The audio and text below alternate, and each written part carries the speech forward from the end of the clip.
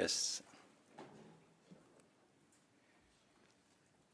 Ladies and gentlemen, dear participants, a very warm welcome to this session called Key to Success.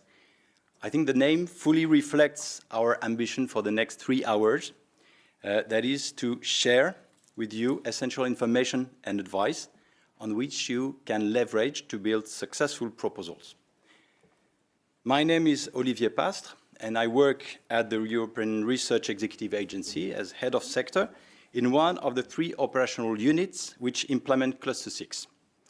I have the honor and pleasure to moderate this session in which we'll hear from experienced colleagues as well as from a national contact point. And in addition to our dear speakers, other colleagues have joined in the room to share expertise during the round of questions and answers at the end of the session. So, talking about your questions, please submit them via Slido in order to engage with us and with our speakers. So you may scan the QR code or you go directly to the Slido webpage and you enter our event code, #CL6InfoDay. Then you select the right room, so Key to Success in this session.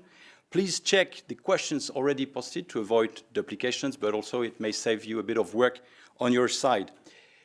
We invite you to upvote the questions you like most or which you find more interesting. And then during the Q&A round, we'll take the questions in order of priority. And that will be the same approach applied to all sessions during the next day and a half. So just before handing over to the main speakers, let me share just a bit of background and overview regarding Cluster 6. The work program that was officially published just 5 days ago is the result of a major planning and co-creation exercise.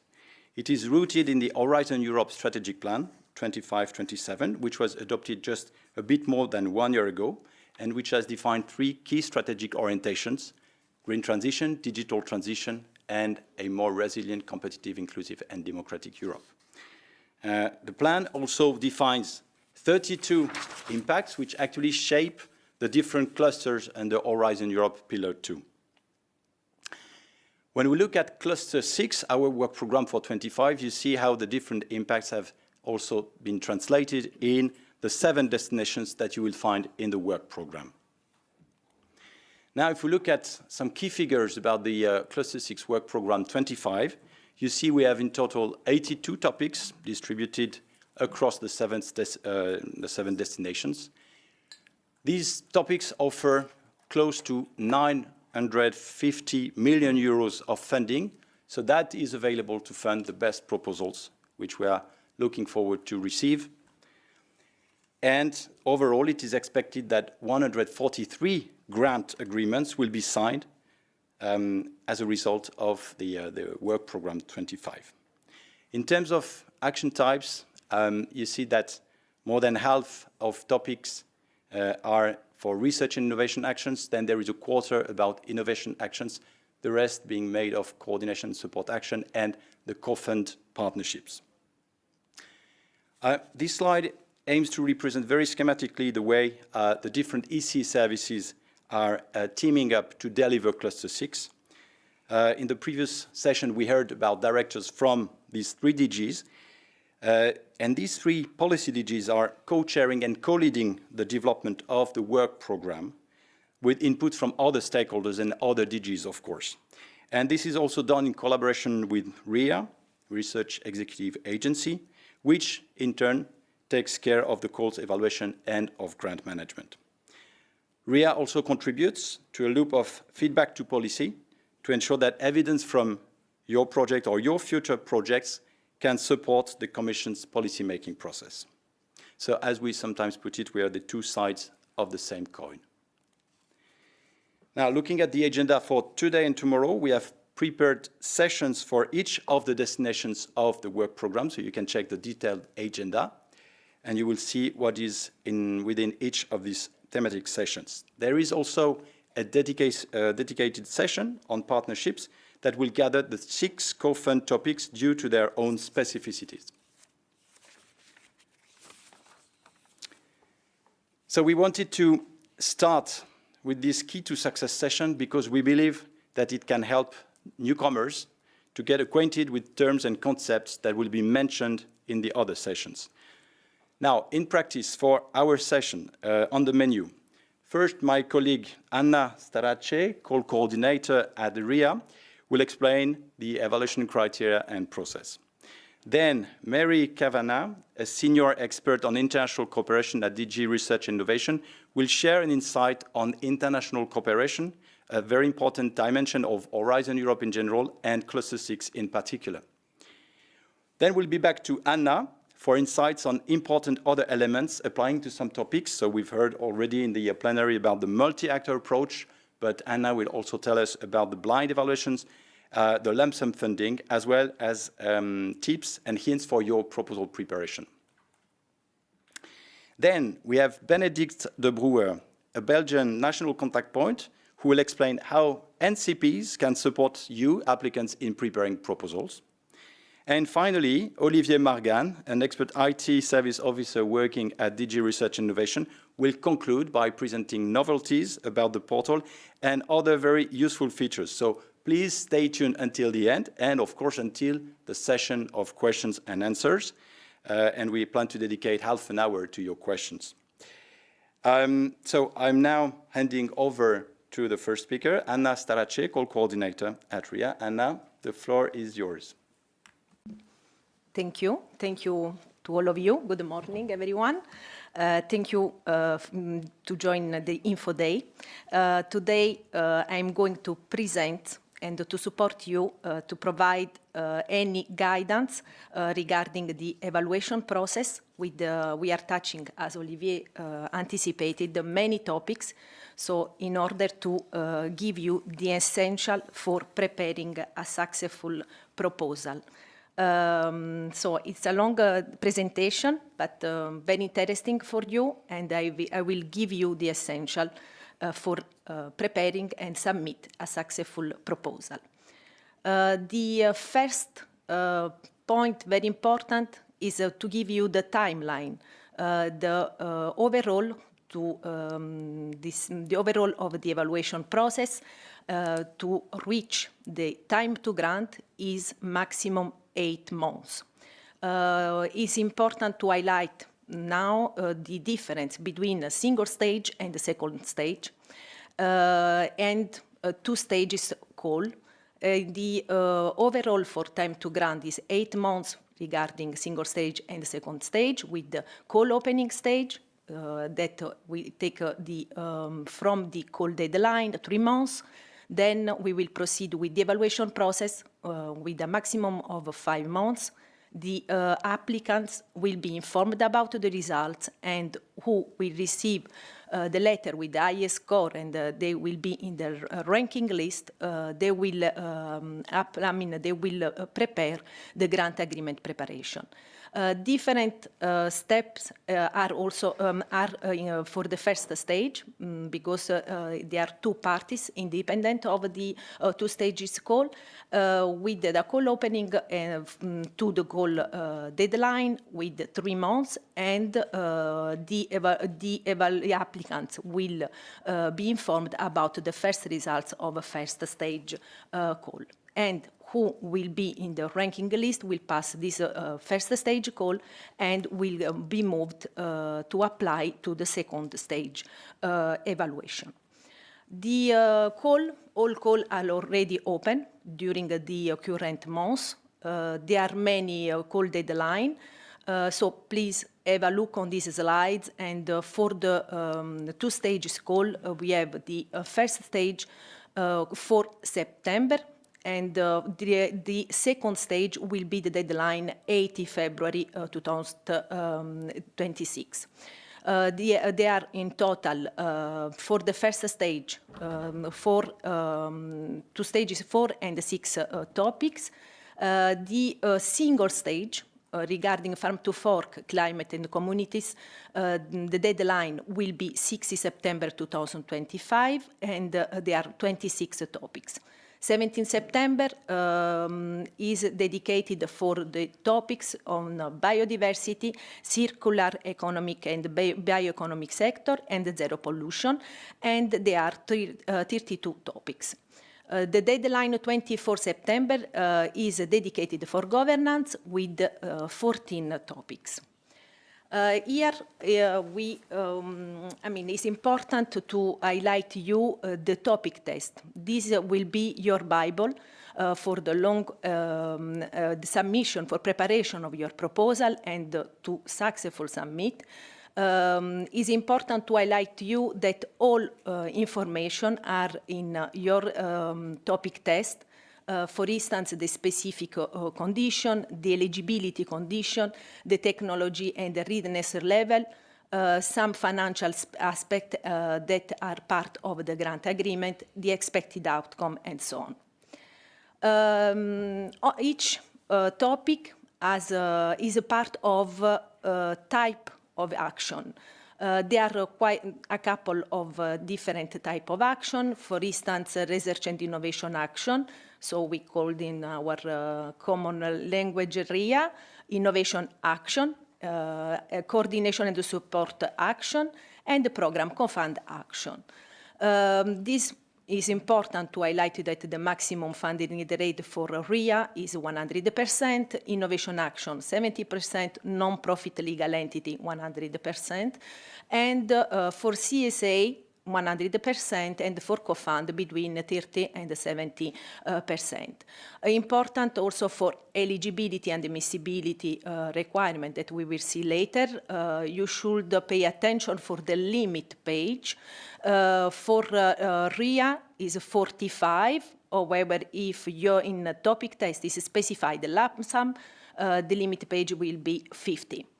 45 for the innovation action and 50 also for lump sum, 30 page for CSA and lump sum 33 pages. Co-fund 70 pages. Who is eligible to participate? Any legal entity, regardless of its place of establishment, including a legal entity from a non-associated third country, is eligible to participate. Specific limitation to participate may be laid down in the call topic condition. Being eligible to participate, this does not mean being eligible to receive funding, but we will see during this presentation the different criteria to be eligible. For more information, here you have also Horizon Program Guide and the Work Packages General Annexes for updated information. To protect your interest in innovation action, we have legal entities, some legal entities that have limitation to participate. And for innovation action, legal entities established in China are not eligible to participate in any capacity. And for any other type of action are limited to participate legal entity established in Russia, Belarusian, or in government-controlled territories of Ukraine are not eligible to participate in any capacity. Any capacity include participation as beneficiary, affiliated entities, associated partners, third parties giving in-country contribution, subcontractor, or recipient or financial support to the third party.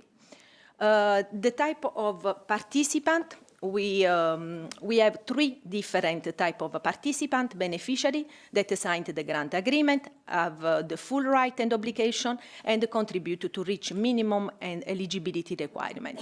The affiliated entities are legal or capital link with the beneficiary, participate with the similar right and obligation to the beneficiary, and do not sign the grant agreement. Associated partner participate in the action, do not sign the grant agreement, cannot charge cost or claim contribution. Who is eligible for funding? First of all, I would say EU countries. So entities from member states, including their outmost region, entity from overseas country and the territories linked to the member states, non-EU countries, entity from 19 countries for associated to Horizon Europe work program, entities from country with the provisional application of association, entities from low and middle income countries, and for that they are a dedicated Horizon Europe program guide, entities from other countries when announced in the call or exceptionally if their participation is essential. The specific case are also some EU body, international organization, and international European research organization are eligible for funding unless there are some exceptional cases that international organizations are not eligible.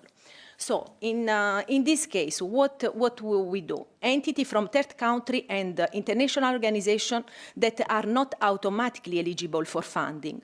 By default, they should participate with their own cost. But they may, however, request exceptional funding, and in that case, the evaluator of the proposal that you are submitting will assess the entity participation if it is essential for the action, and in the case is essential for the action, there are clear benefits for the consortia. For example, outstanding competence expertise, access to research infrastructure, access to particular geographical environment, access to the data. If the participation, so please be aware, is not deemed as essential, the participation will not receive EU funding. So it is, then expected to participate as associated partner and come with own cost. And for that, you should anticipate this scenario in the case you will be in this part.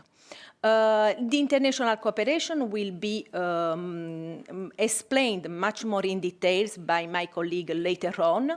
So I would just briefly give you the Horizon Europe that by default open to almost all countries, restriction linked to measures to safeguard EU interest or the sanction we already have seen.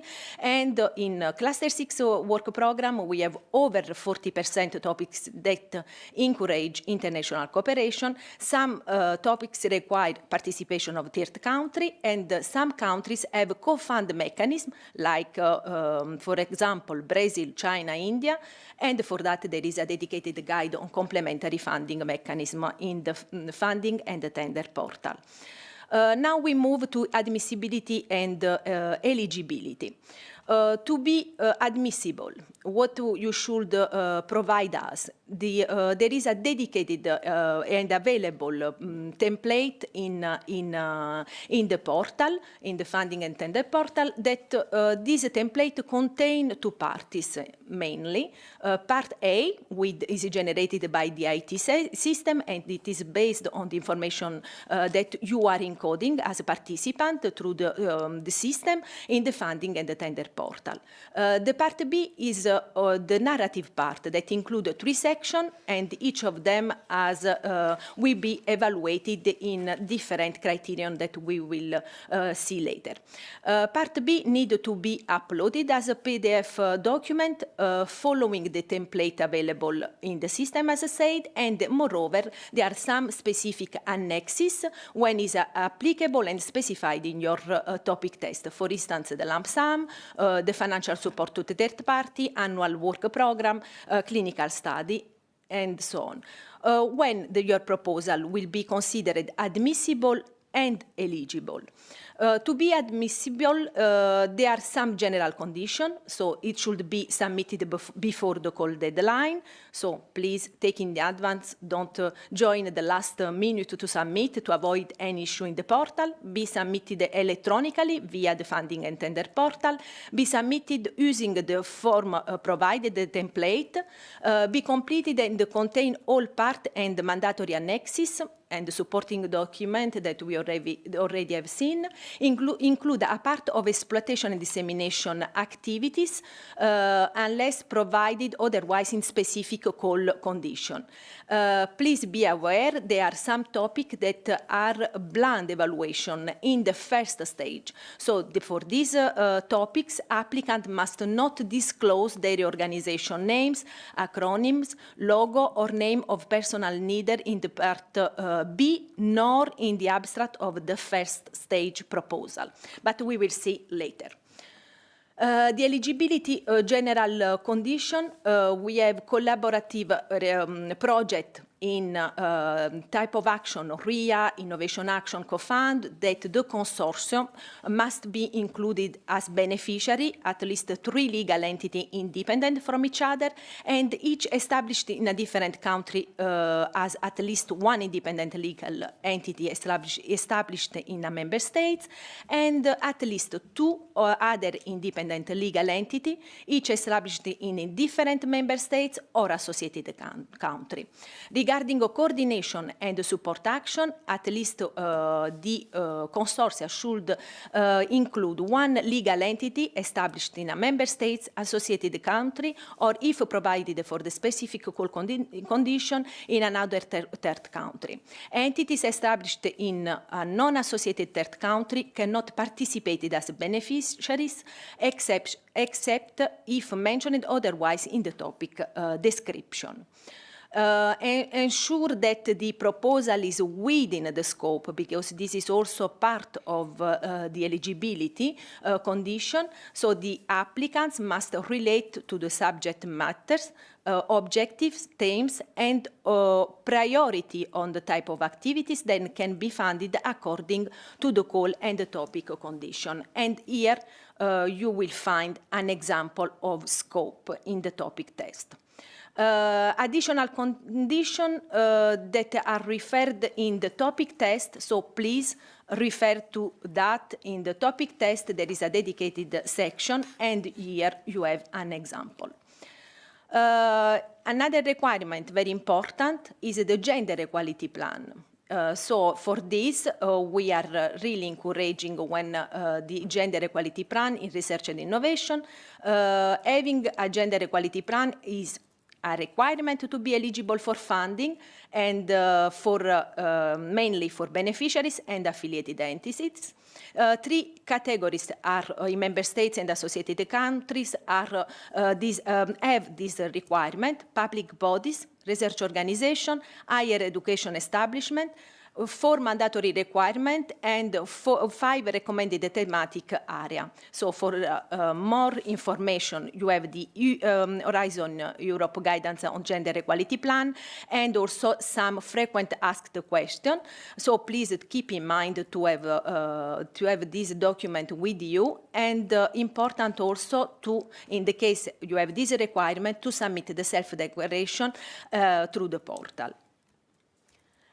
Now we move to another important aspect that you will consider when you are submitting your proposal is the evaluation criteria, how the expert will evaluate your proposal. You will see in these slides the standard evaluation process that starts from the receipt of the proposal and go to the finalization when you will receive the information letter.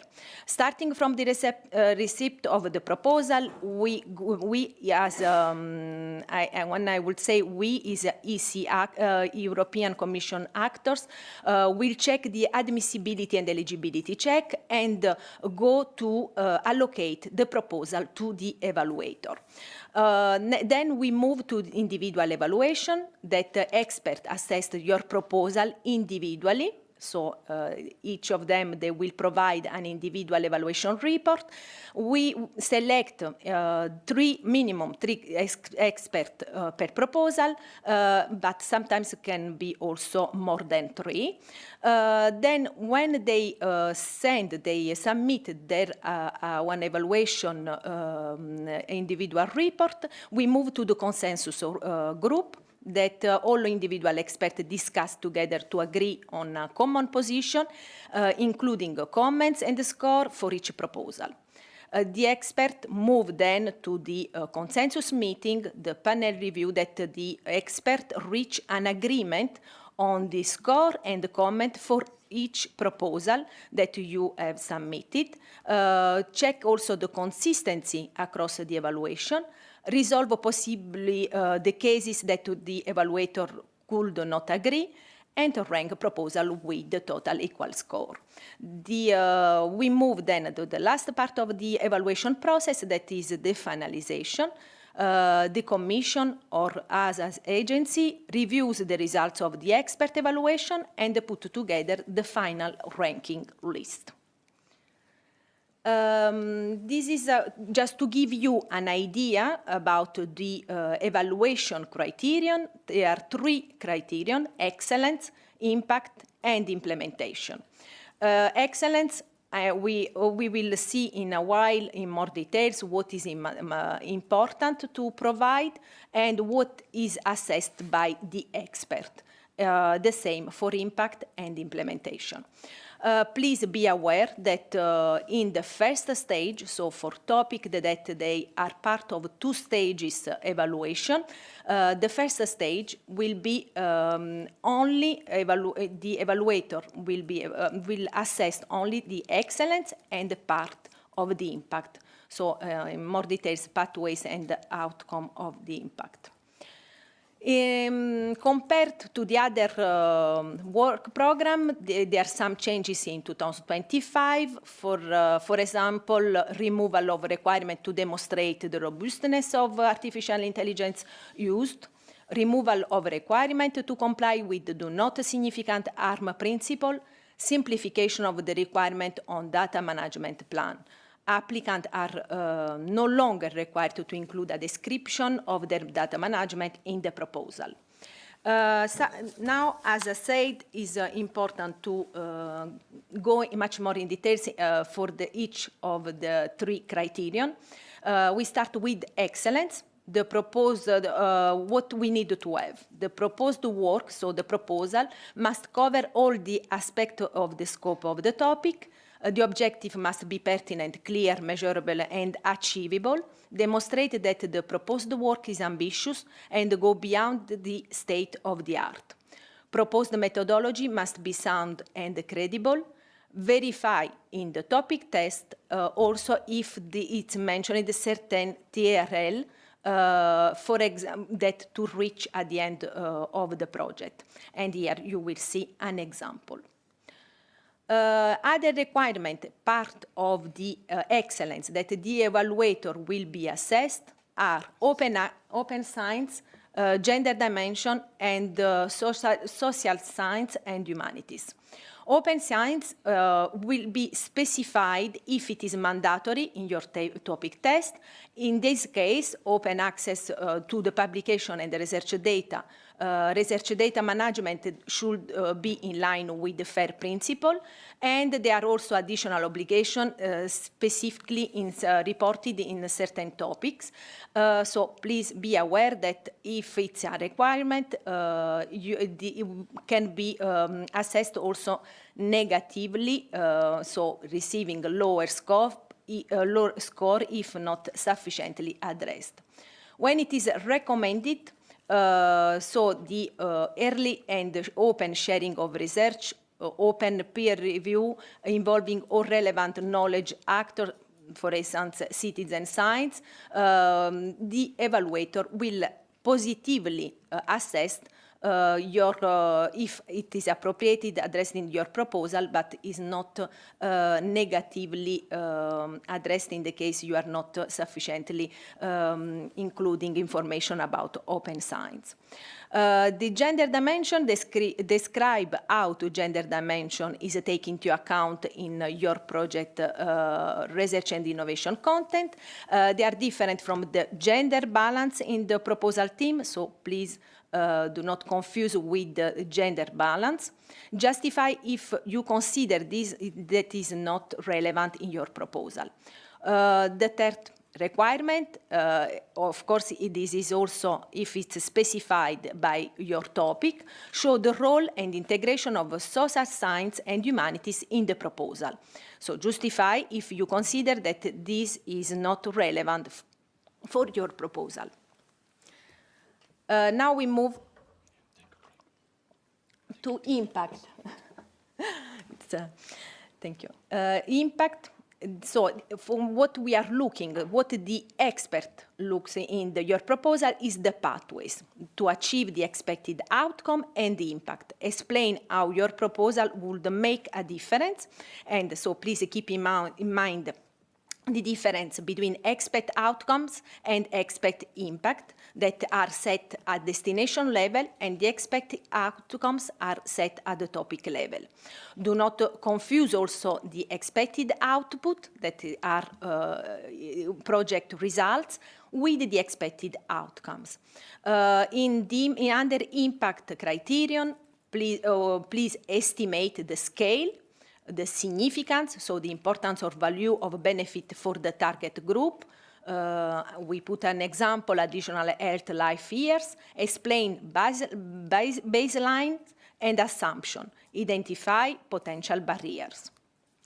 In these slides, we just would explain you and make the difference between expected outcomes that are part of the topic test and expected impact that are part of the destination. So please do not confuse each other, the different expected outcome and impact.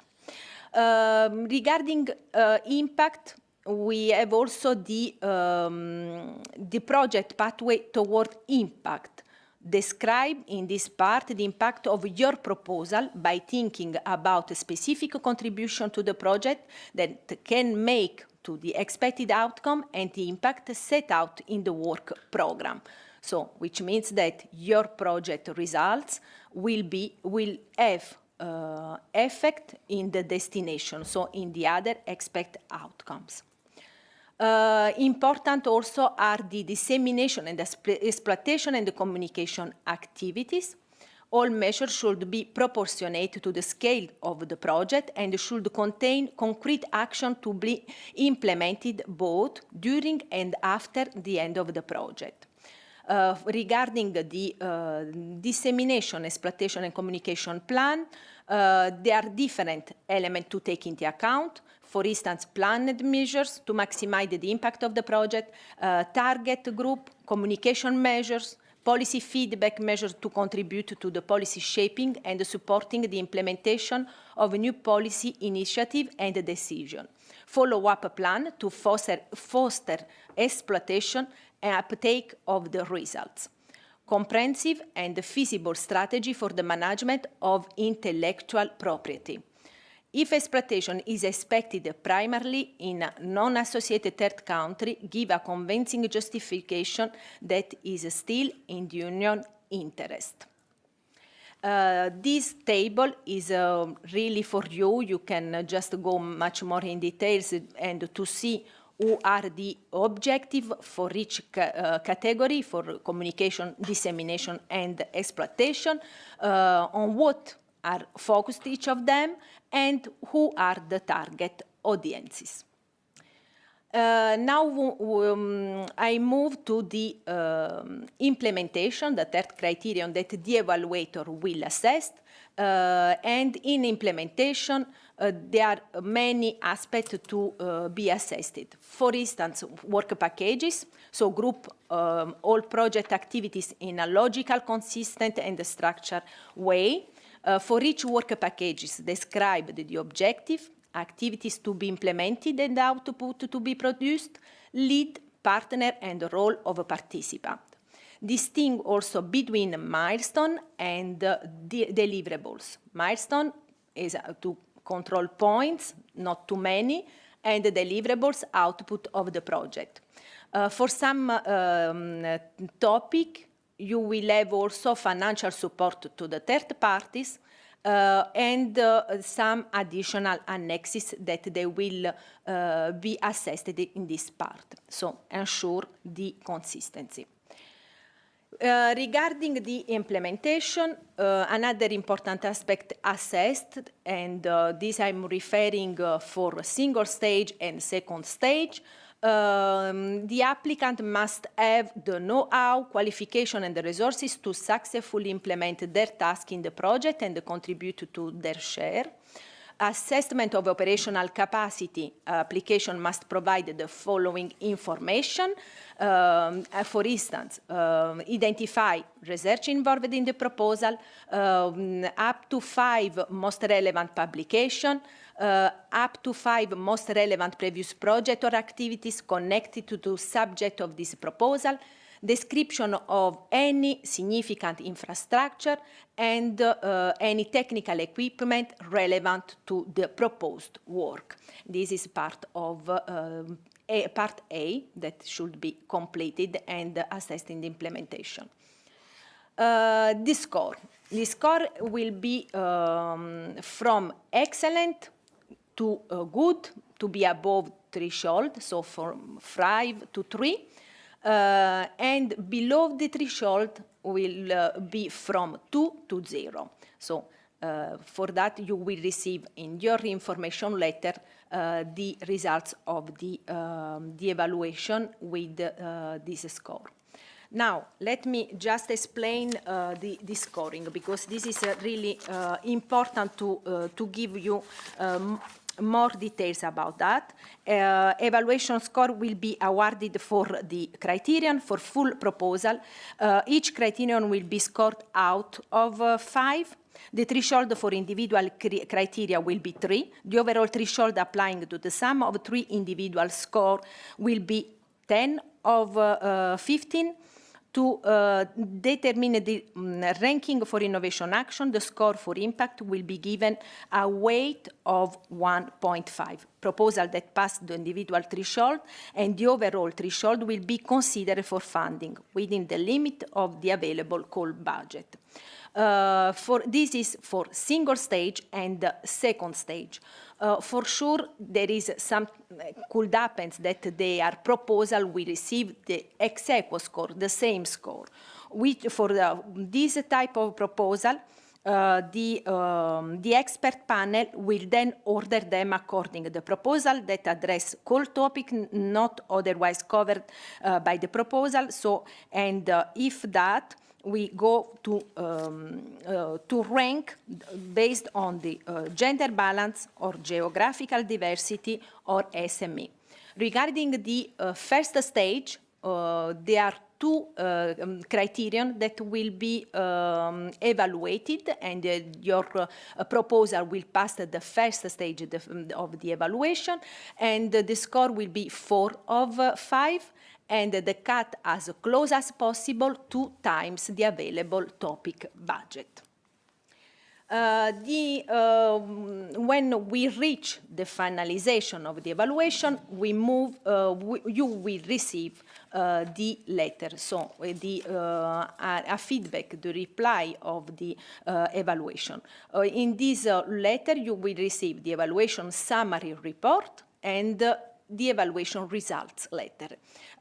If you have the highest proposal, that I wish you to be very good, you will receive the invitation to prepare the grant agreement preparation.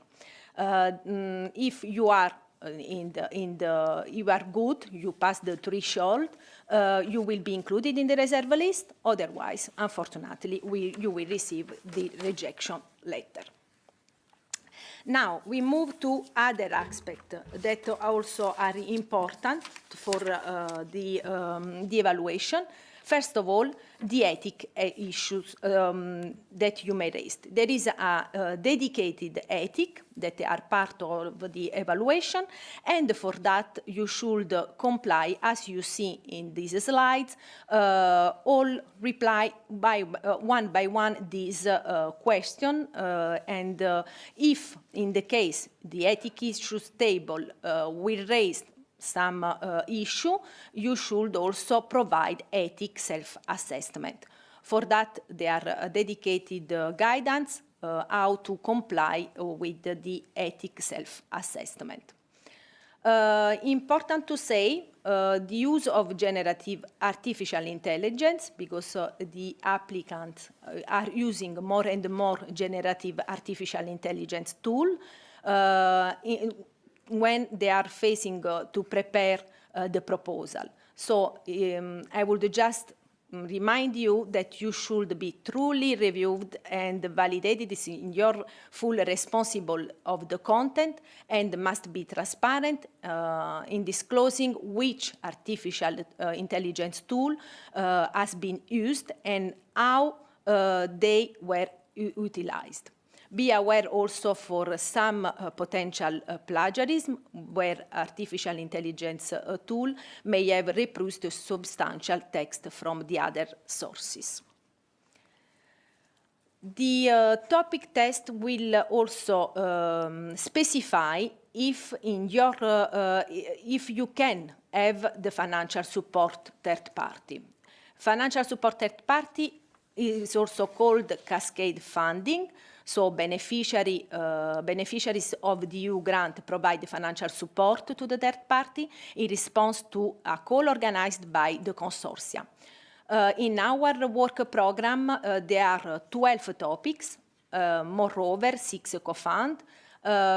This is allowed so to submit in your proposal the financial support topic test, as I said, if it is specified in your topic. If yes, you will have annexes, so to download it in the portal, and also template to be provided in the part B and to submit it in the funding and the tender portal. For additional information, there are also a link regarding financial support to the third party.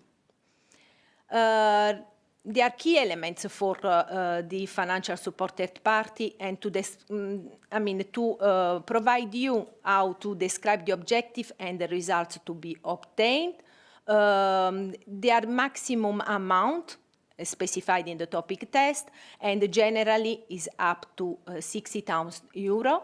The criteria for calculating the exact amount of the financial support, the different type of activities that qualify for financial support, the person or categories of person that may receive financial support, and the criterion for giving financial support. Check so in your description, on topic description, if other conditions apply. It's important to highlight to you the collaboration with the GRC.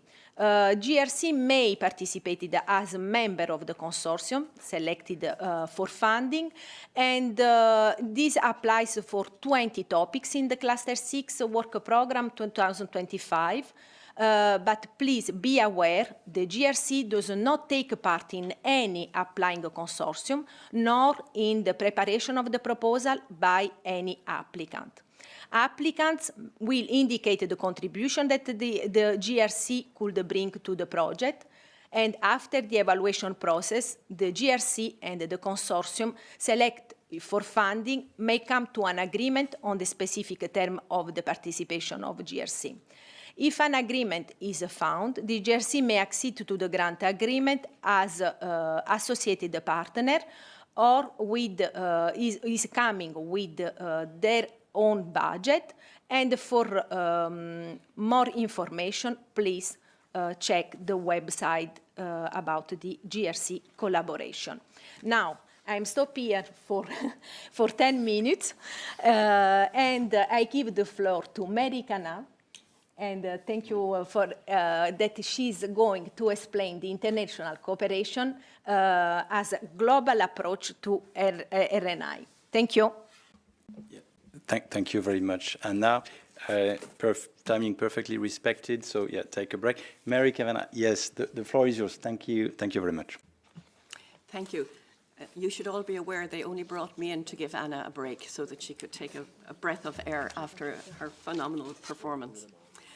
I'm here to remind you all that the European Union has a global approach to research and innovation, and so therefore Horizon Europe is open to the world. I want to start by reiterating the fact that any consortium can include international partners. These can be partners in any part of the world. This is important to be aware of. There are a few restrictions which I will mention at the end. First, however, I'd like to start and speak a couple of words about association. There are 19 countries currently associated to Horizon Europe. Horizon and association is the most is the closest form of cooperation that we have. It is offered to countries that are EEA, EFTA, enlargement countries, European neighbourhood countries, and other third countries that fulfil certain criteria. This association means that these countries pay into the Horizon Europe budget. And because they pay into the Horizon Europe budget, they can participate in Horizon Europe proposals in the same way, in almost exactly the same way as any European Union member state entity. So this is important to realise for those of you around the world who are in member states or associated countries to be aware of this. The one thing is there must always be at least one member state in a consortium. So, which are these 19 associated countries? So, as I mentioned, they're the EEA, EFTA, which are Iceland and Norway, but also enlargement countries, Albania, Bosnia and Herzegovina, Georgia, Kosovo, Moldova, Montenegro, North Macedonia, Serbia, Turkey, and Ukraine, of course. In addition, there are countries that are covered by the European Neighbourhood Policy. These are Armenia, Israel, and Tunisia. And finally, there are third countries further afield in the world, shall we say, which, well, in most cases, which are also associated. These are the Faroe Islands, which is associated to all of Horizon Europe, New Zealand, which is associated to Pillar 2, so this is particularly important for you who are interested in Cluster 6, which of course is part of Pillar 2, the United Kingdom, which is associated to all of Horizon Europe, and Canada, which is also associated to Pillar 2. It's also important to mention that there are 3 other countries where we have concluded association negotiations. These countries are South Korea, Switzerland, and Egypt. And it's important to know that for the purposes of these calls, there's a transitional arrangement in place, which means that each of these entities in each of these countries can be included in proposals as if the country was already associated, because the negotiations have been concluded. All that we wait for now is the actual signature of the agreement, which we expect, of course, will be completed before the first grant agreements have to be signed. Next. Do it myself.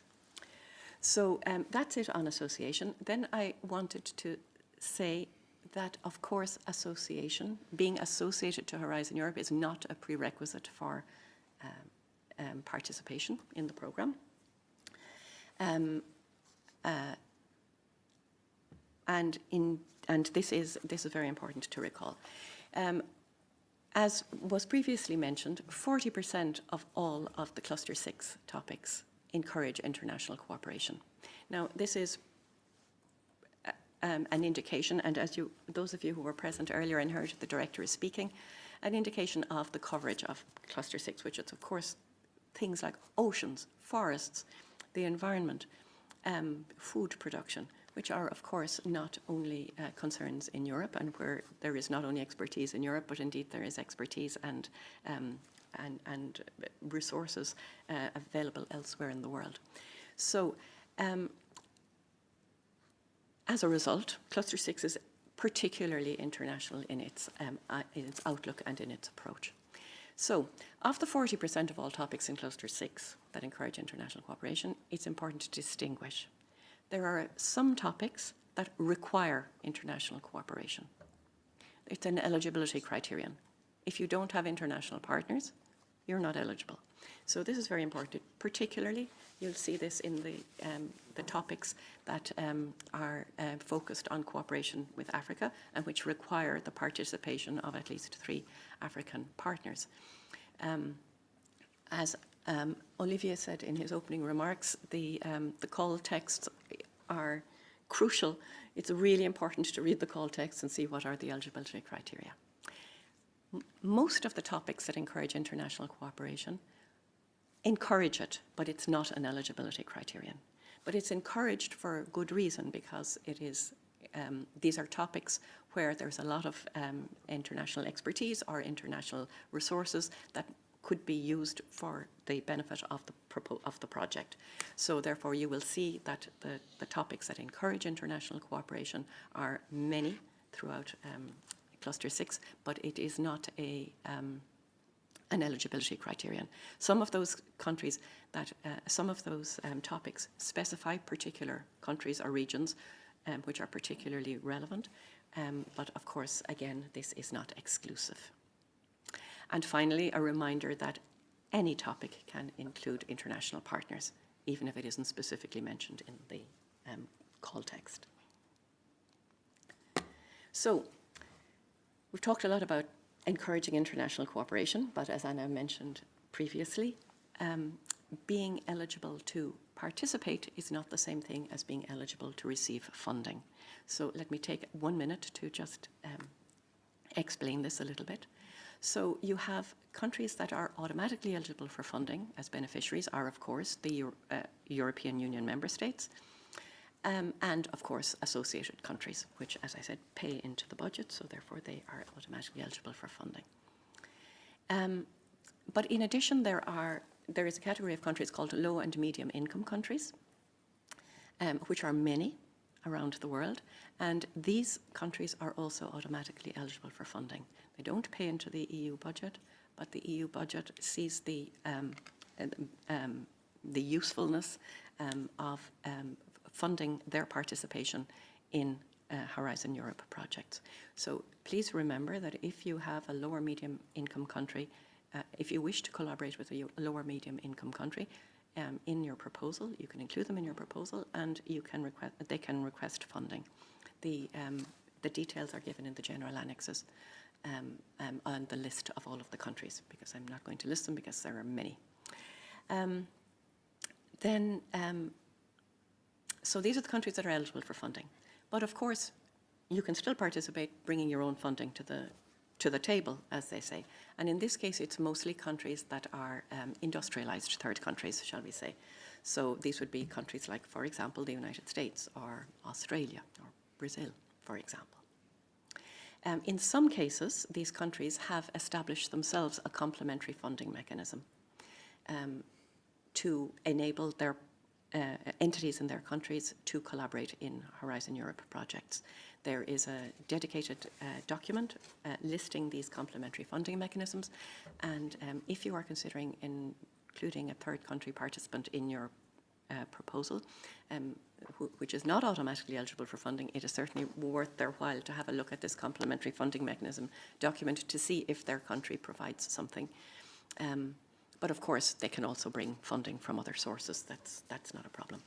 And then, as Anna mentioned, there are exceptions on a case-by-case basis in specific call topics, where it may be mentioned that a specific country, entities in a specific country may be eligible for funding.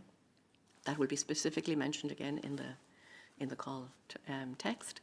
And there's always the possibility also, if you're including an industrialized third country entity in your proposal, if they are bringing an expertise or a knowledge or resource that is not available in Europe and that is crucial to the success of the project, they can always request exceptional funding.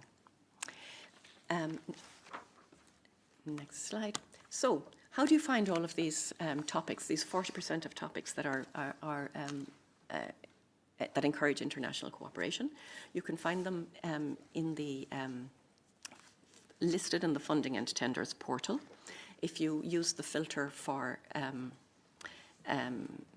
cross-cutting issues and use the filter for international cooperation, you will see listed all of the topics that are flagged for international cooperation, and there are also specific tags for flags, for example, for countries of specific interest for cooperation with Africa and the Mediterranean, etc. So this is where you find them. And then my final slide is sadly, on restrictive measures. And there are, of course, even though we're very open and we talk about openness to the world, there are, of course, situations where some restrictions are necessary. One clear one is the prohibition on participation of entities from Russia, Belarus, or non-government controlled territories of Ukraine. So your proposal should not include partners from any of these countries. Then there are, the Horizon Europe regulation allows for exceptions on a case-by-case basis for justified reasons. These are allowed under Articles 22.5 and 22.6 of the Horizon Europe regulation. In Cluster 6, there are no 22.5 topics, so you don't have to worry about that. However, across all of Horizon Europe, Article 22.6 is applied, and Chinese entities are excluded from innovation actions. Of course, Chinese entities can be included in other actions, and indeed there are even flagships which encourage specifically cooperation with China on certain topics, but never in innovation actions. So those were the main points, Olivier, that I wanted to raise, and I hope now that Anna has had time to have a glass of water and to take a breath before she recommences. Thank you very much.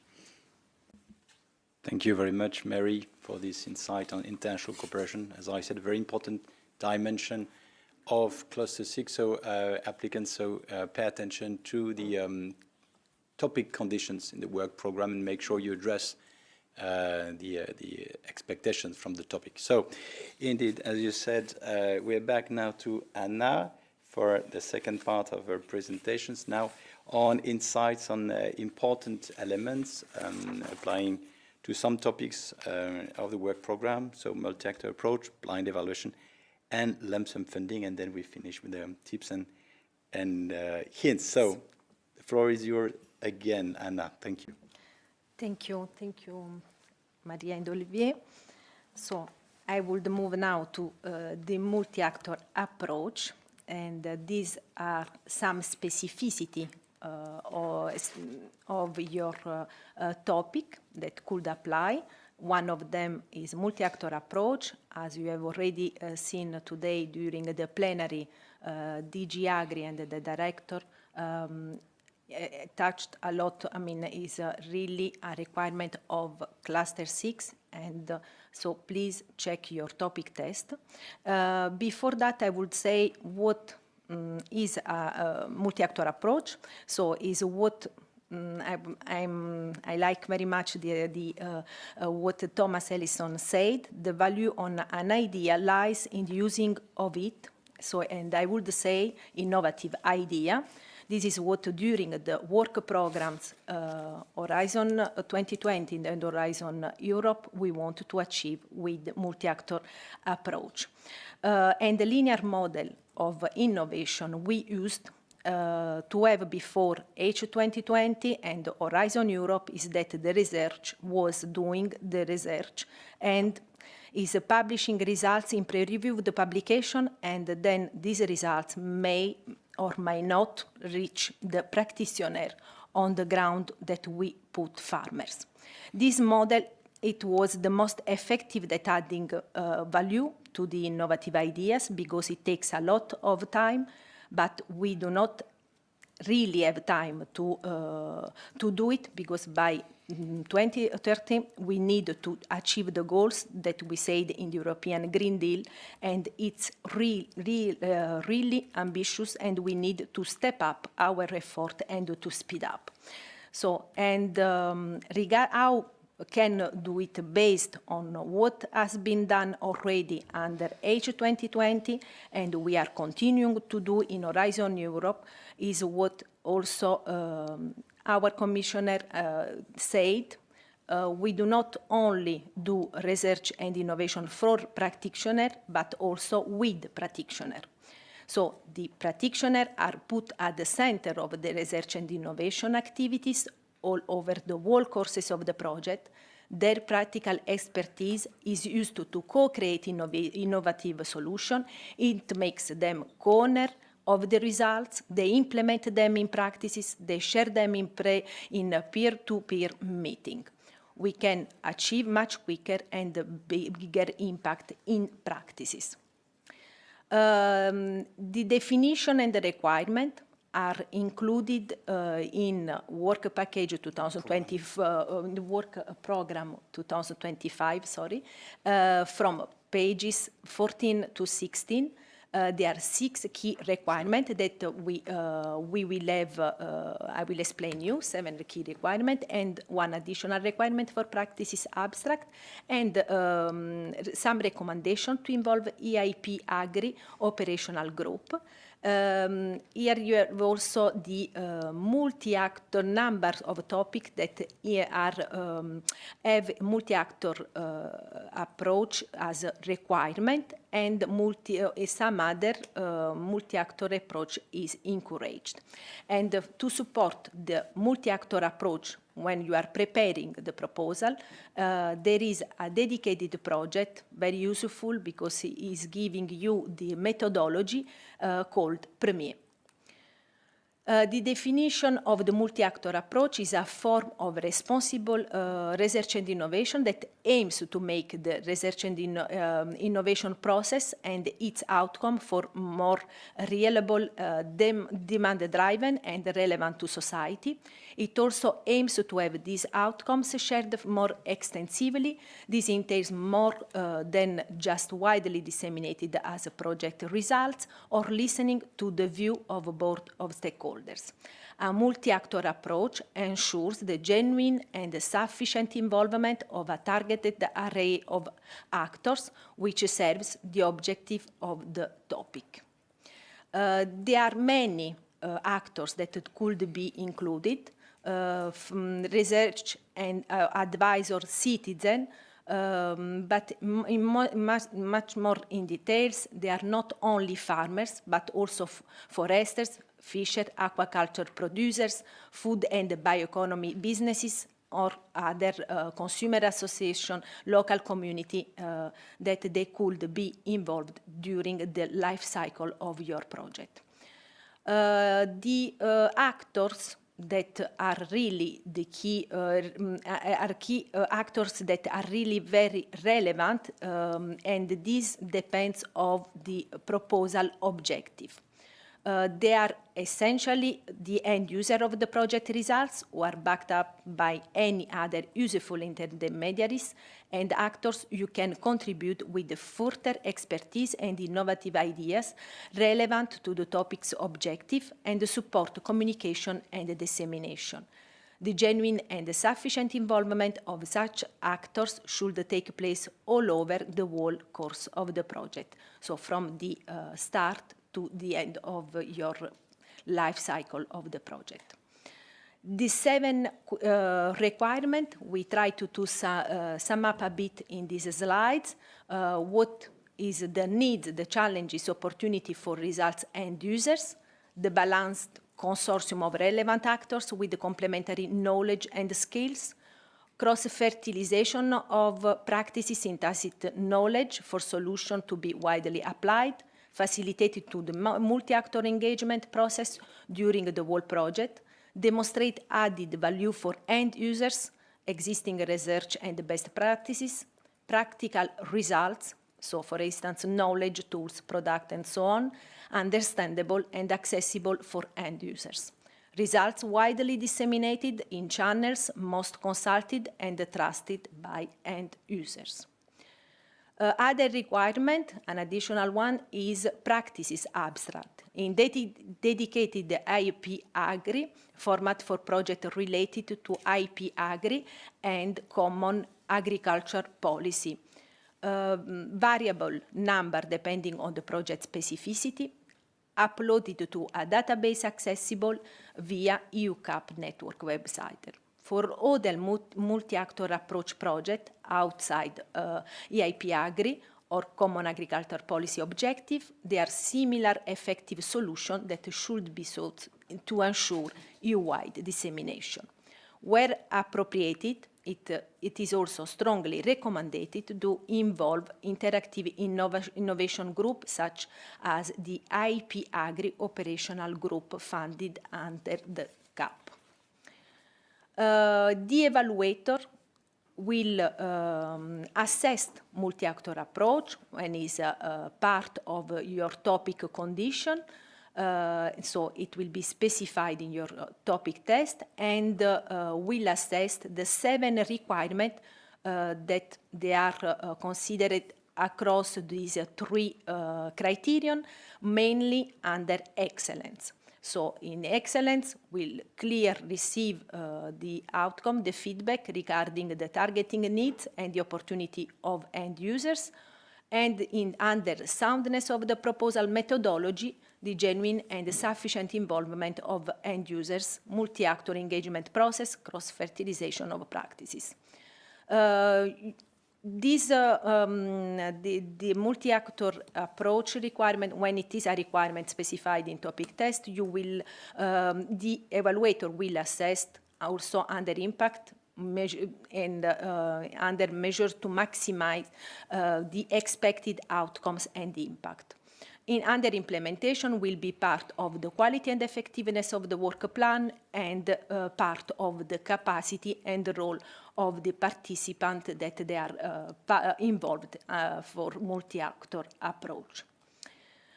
Here you will have dedicated thematic networks link to guide you.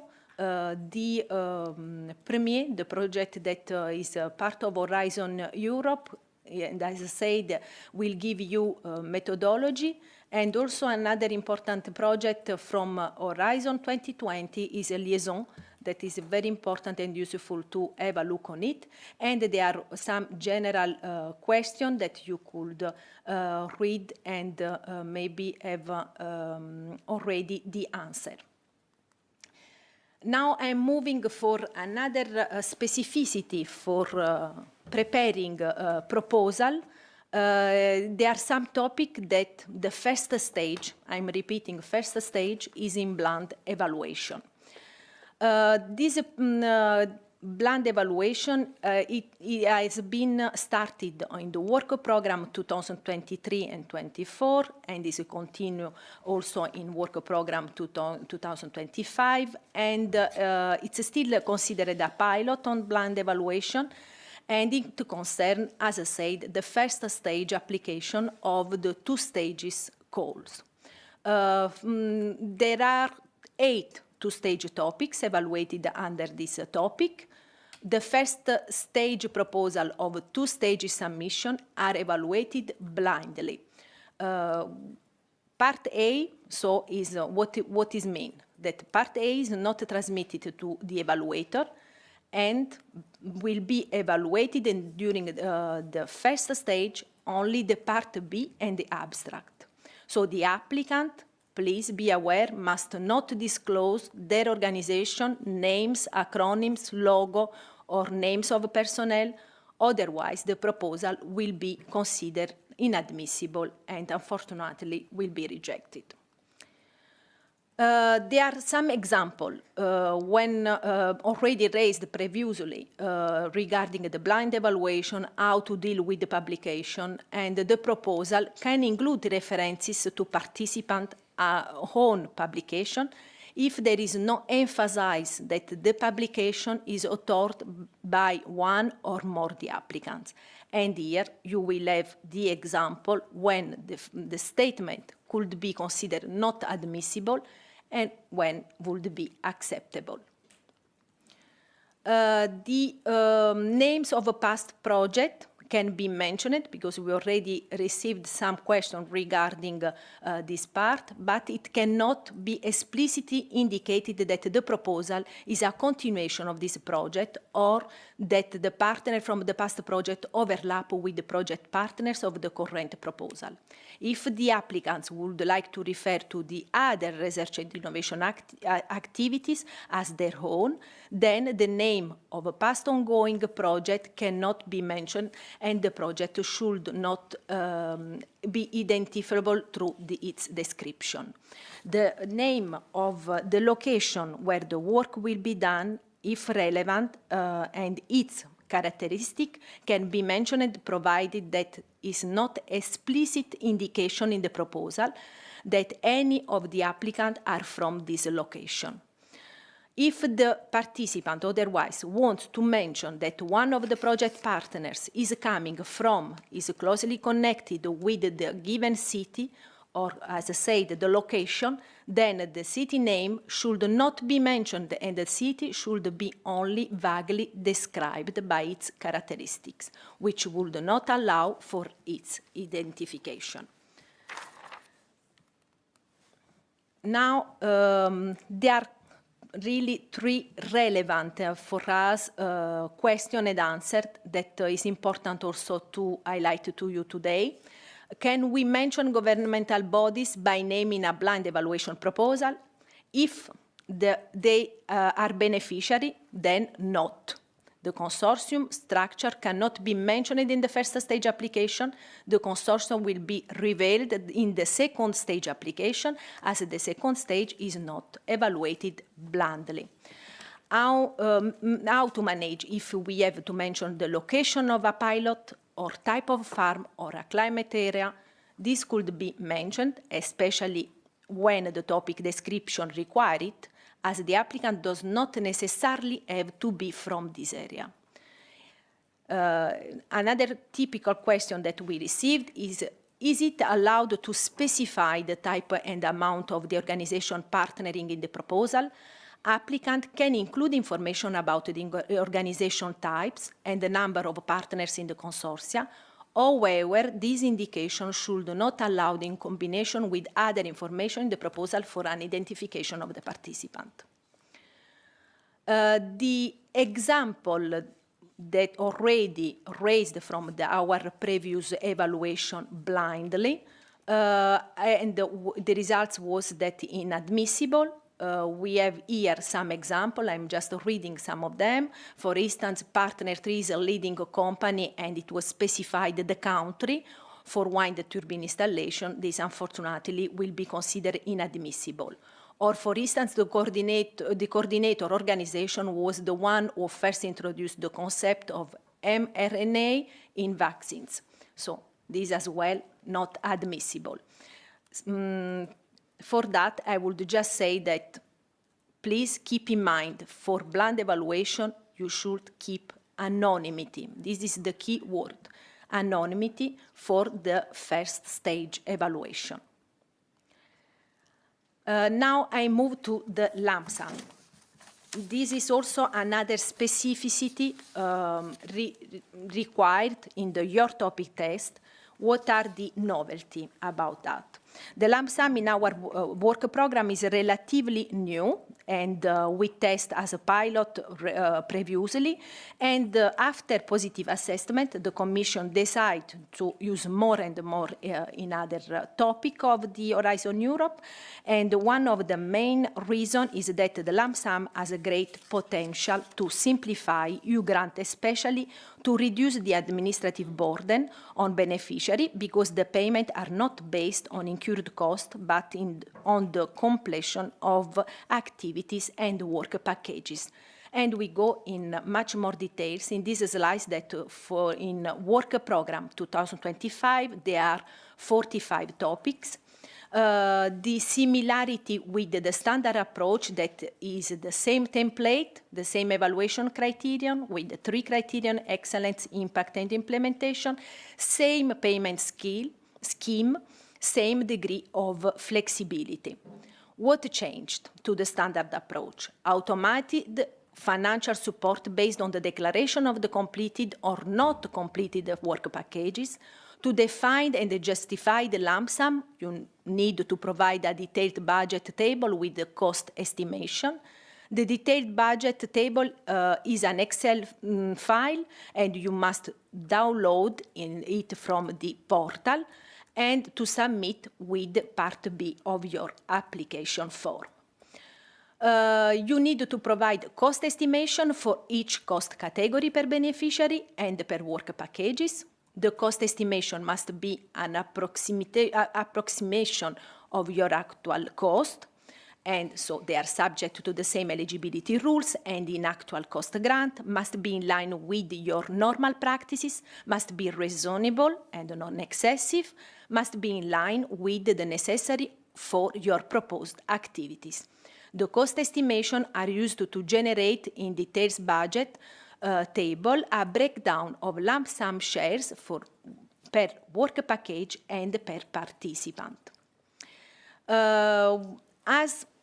As needed, but not more than what is manageable, this is the key element regarding the work package distribution. Is important because you should keep in mind a subdivision of the work plan of the project. However, please also take into consideration that a single activity is not a work package, a single task as well is not a work package, the percentage of the progress is not a work package. A lapse of the time is generally not a work package, for instance, activities of year one.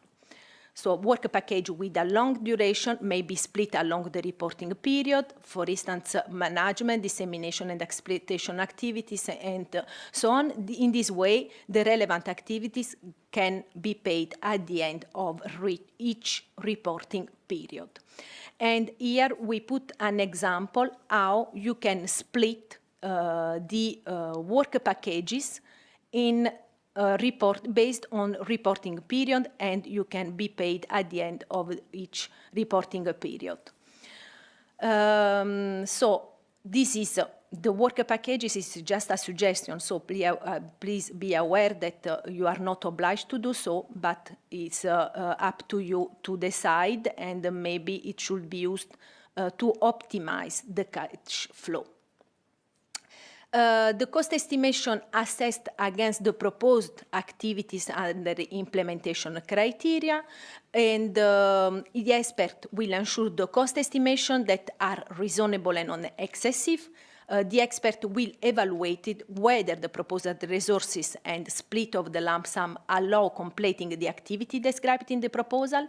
If the expert find overestimated the cost, they may make a concrete recommendation on the budget that are recorded in the evaluation summary report. This will be reflected in a modified lump sum amount in the grant agreement. Cost estimation, they are clearly overestimated and or underestimated the lead to a decreased score under the implementation criterion. And here you have lump sum pages with the model grant agreement lump sum, with what should you know about lump sum, some guided question and answer, events that are already organized around this topic. So please consult the funding and the tender portal about this specificity if it is specified in your topic test. Now I'm going to move to the last part of my long presentation, that is tips and hints to give you that could be really useful, and especially because we raised and we collected frequent shortcomings from the evaluator in each criterion. I would start by excellence, and the shortcomings was that the objective not fully pertinent to the call and or not well articulated. Another example of shortcoming in excellence is that the proposal is not ambitious enough and is not going behind the state of the art, or the requirements are not fully addressed. And I could give you the example for multi-actor approach. Moving to impact, the shortcoming is that the proposal does not convincingly demonstrating its contribution to all expected outcomes. For instance, the pathways to expected outcome and impact are not credible, not quantified. Or communication, exploitation, and dissemination activities are not differentiated each other. Under implementation, work packages very often is not in line with the objective and not clearly interlinked. The work plan is not sufficiently detailed and allocation of resources are not adequately justified, or also operational capacity not well demonstrated. So I'm going to give you some tips how to prepare a very good and successful proposal. So the first things, read carefully the work program, the relevant annexes, and really keep with you the topic test. Check the criteria by which your proposal will be assessed. Use the template that are available in the funding and tender portal. Check the relevant project already funded before, and the tool is Cordis. Build on previous research results. So please keep in mind projects that already ended and you can build your idea. Contact your national contact point in the case you need or you have question for guidance, and avoid recycling former proposal or project partners that will have not specific contribution in your idea. Look for potential partner, and you can also refer in research in partner on funding and the tender portal, and there are moreover also some brokerage events organized that could be useful for you to find potential partners. All members of consortia should be involved in the drafting of the proposals.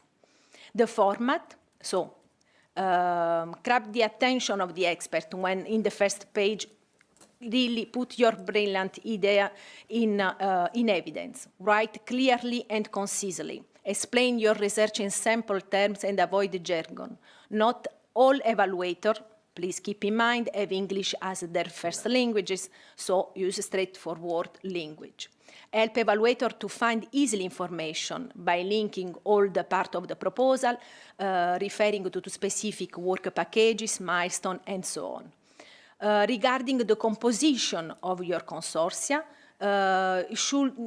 please keep in mind that all members of the consortia should be involved in drafting of the proposal and should be aware of the full work plan that is not only the work packages leader or where is exactly involved, but for the all proposal that you are submitting. Select carefully the partners covering all expertise needed for horizontal tasks, including communication, dissemination, and exploitation activities, data management, and so on.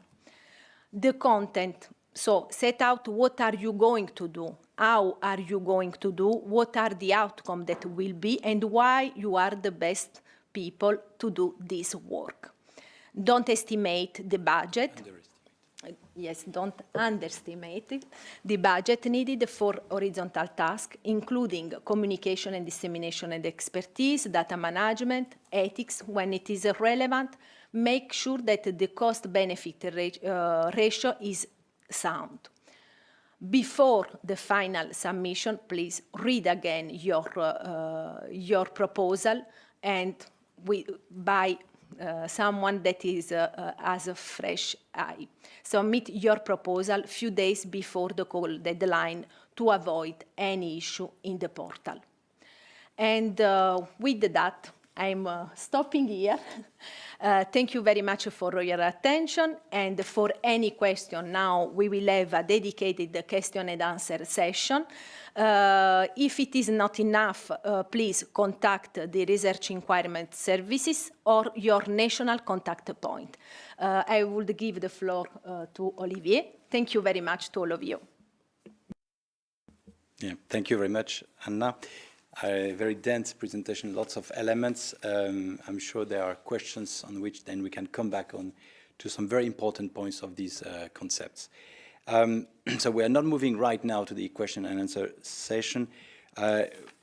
We'll first hear then from Bénédicte de Brouwer, so a national contact point from Belgium, explaining how the NCPs can support you applicants in putting up proposals. So Bénédicte, the floor is yours. Thank you, Olivier. Okay, hello everyone. So here are a few slides on what type of support you can receive from national contact points, both at local level and at European level. So we will have a look into the different tools and services that we offer to applicants. First, at local level, so you have all national contact points that you can reach. I've added here the website where you can find your national contact points. So they all offer a basic service, that is guidance on choosing the relevant topic, advice on administrative, legal and financial issues, training or assistance on proposal writing. We also share information on the relevant forms, guidelines and manuals. And of course, we can also help you in finding partners. At European level, there is a network called Care for Bio. We are the network of Cluster 6 NCPs. We are supported by the EU, and our project of network is running till the end of 2027. We also have a website where we share the relevant tools and events that we organize for supporting you in your application process. One of these tools are the annotated templates. So we used the EU templates and we annotated them to help you with tips, what not to forget, the common mistakes that there are in those templates. So these templates, annotated templates, are for the different types of projects, so meaning the RIA, Research and Innovation Action, IA, Innovation Action, and CSA, so Coordination and Support Action. Another service that we offer is that we organize trainings for applicants and also awareness-raising events.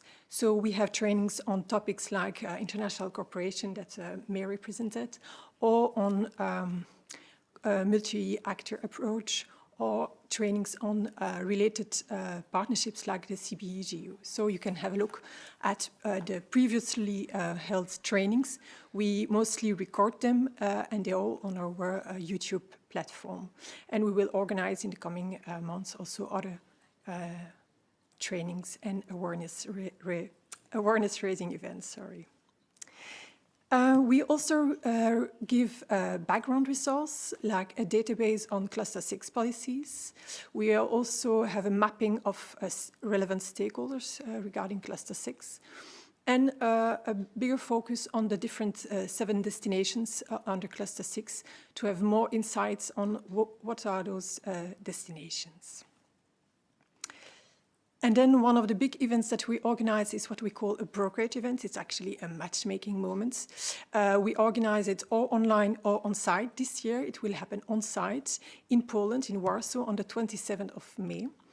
And we will open the platform afterwards as well, but at least you can already have a look at the platform, because the registrations are now closed because we reached the maximum number of participants.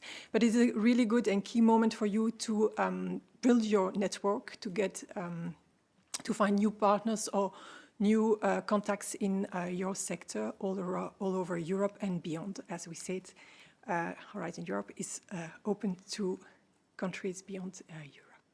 So I've put here the link and a QR code so you can access the B2Match platform for this brokerage event. If you want to follow our news and our events, you can of course subscribe to our newsletter, and I strongly advise you to follow us on LinkedIn. So I've put the link here because we publish regularly events on what's happening and what we organize, but also what's happening under Cluster 6. And that's it from my side. Back to you, Olivier.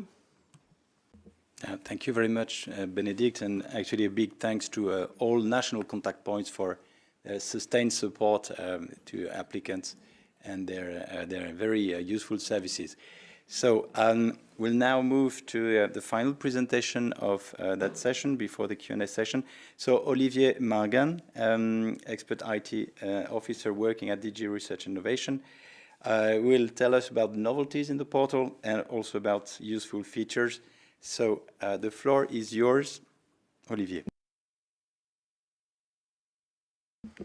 So thank you, Olivier. So it's true that you have 2 Oliviers in the room. You have one with whom you can have interesting conversation, and the other one who can only talk about the funding and tenders portal. So luckily for you, they only gave me 15 minutes. I'll try to make the most out of it with addressing the latest features that have been rolled out over the past few months for the funding and tenders portal. So hopefully, even if you are a seasoned user of the portal, you will still learn something new. The first one being the two-factor authentication.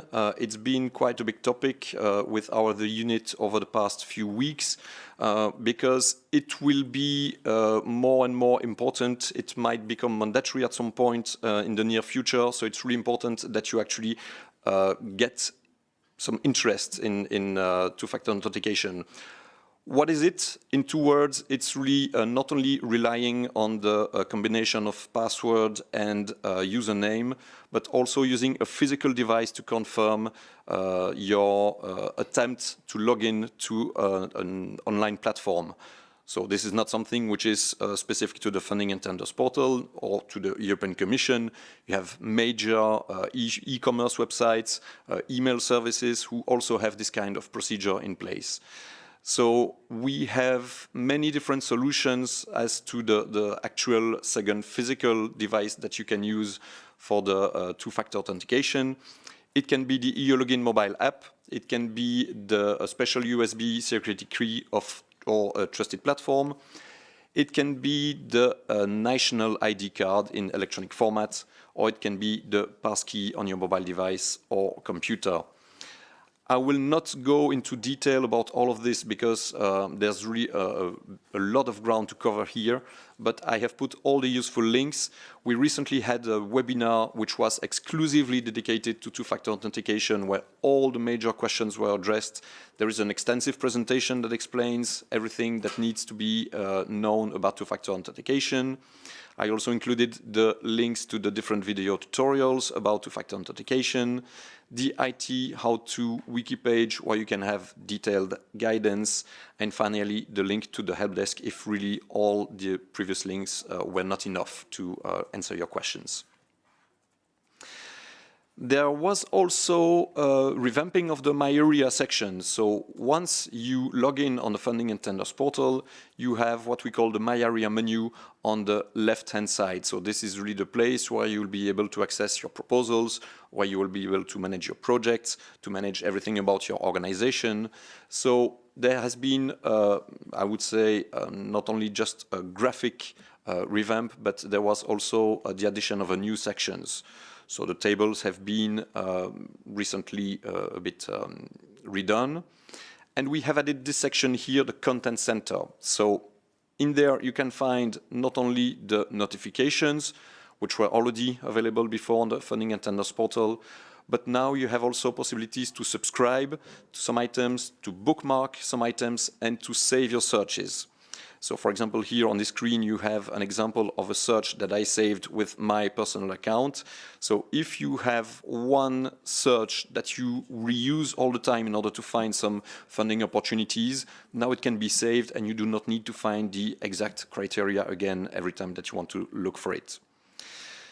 So the notifications already mentioned, this is what you already know on the Funding and Tenders portal. Every time that you are contacted for something via email, you also receive the notification on the portal itself. You can subscribe for some items. The subscription is really receiving notifications about new things. So be it about calls, about given projects, organizations, results, and so on. You also have the option to bookmark some items. So it means that you will just save those items for later viewing. Again, it can be some calls, some projects, organizations, some persons, results, FAQs, news, events. So as you can see, it's quite complete. So if you are interested in an event, for example, then you can save it for later as well. And I already mentioned the saved searches. An example of what it looks like. So here I am logged in, and you see that in this filter, there are my saved searches. So I can go and reuse those search criteria as much as I want. And this is an example of the subscribe and bookmarks button. So I just looked for one random funding opportunity, and I have here the opportunity to subscribe or bookmarks this specific call funding opportunity. I will also mention the FNT user profile, which is something which is less recent, but it's still useful to talk about it because we mentioned already the partner search. And this is something that allows you to be found as a person, so really as a user of the Funding and Tenders portal through the partner search service. This is available for every portal user with an EU login account, but this is disabled by default. So it's not because you have once registered on the Funding and Tenders portal that your profile will be visible in the partner search. And what is really important is that you are fully in charge of whether you publish or not your person profile and what you want to make available publicly. So you can really decide on a very granular level what you want to display on the portal itself. And there's also something which has recently been added to the FNT user profile, is the possibility to use personalized recommendation using artificial intelligence based on your browsing of the Funding and Tenders portal. So for example, if you are looking for a lot of past projects in a given field, then this might be recommended to you as a funding opportunity on the portal as well. So this is something that you need to enable. This is not available by default.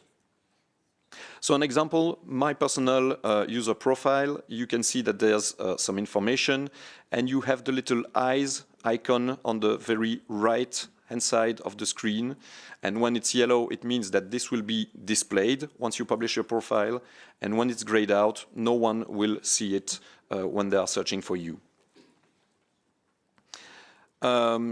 So here it's a bit hidden by the pop-up, but you see that we have a tab which is called Recommendation System. So you need to actually enable it so that you have the recommended results once you are doing some searches on the Funding and Tenders portal.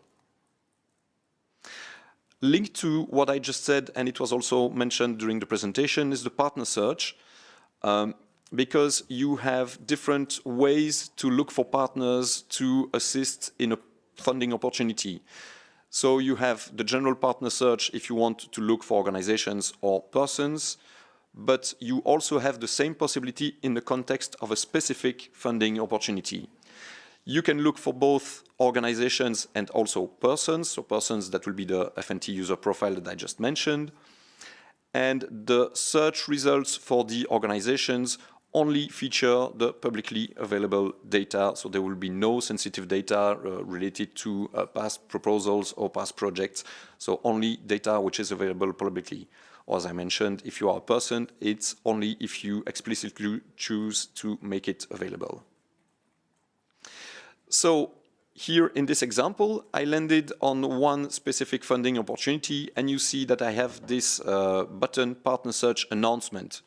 So if we browse down, you see that we have this button for this specific funding opportunity. We have 33 expertise requests or offers.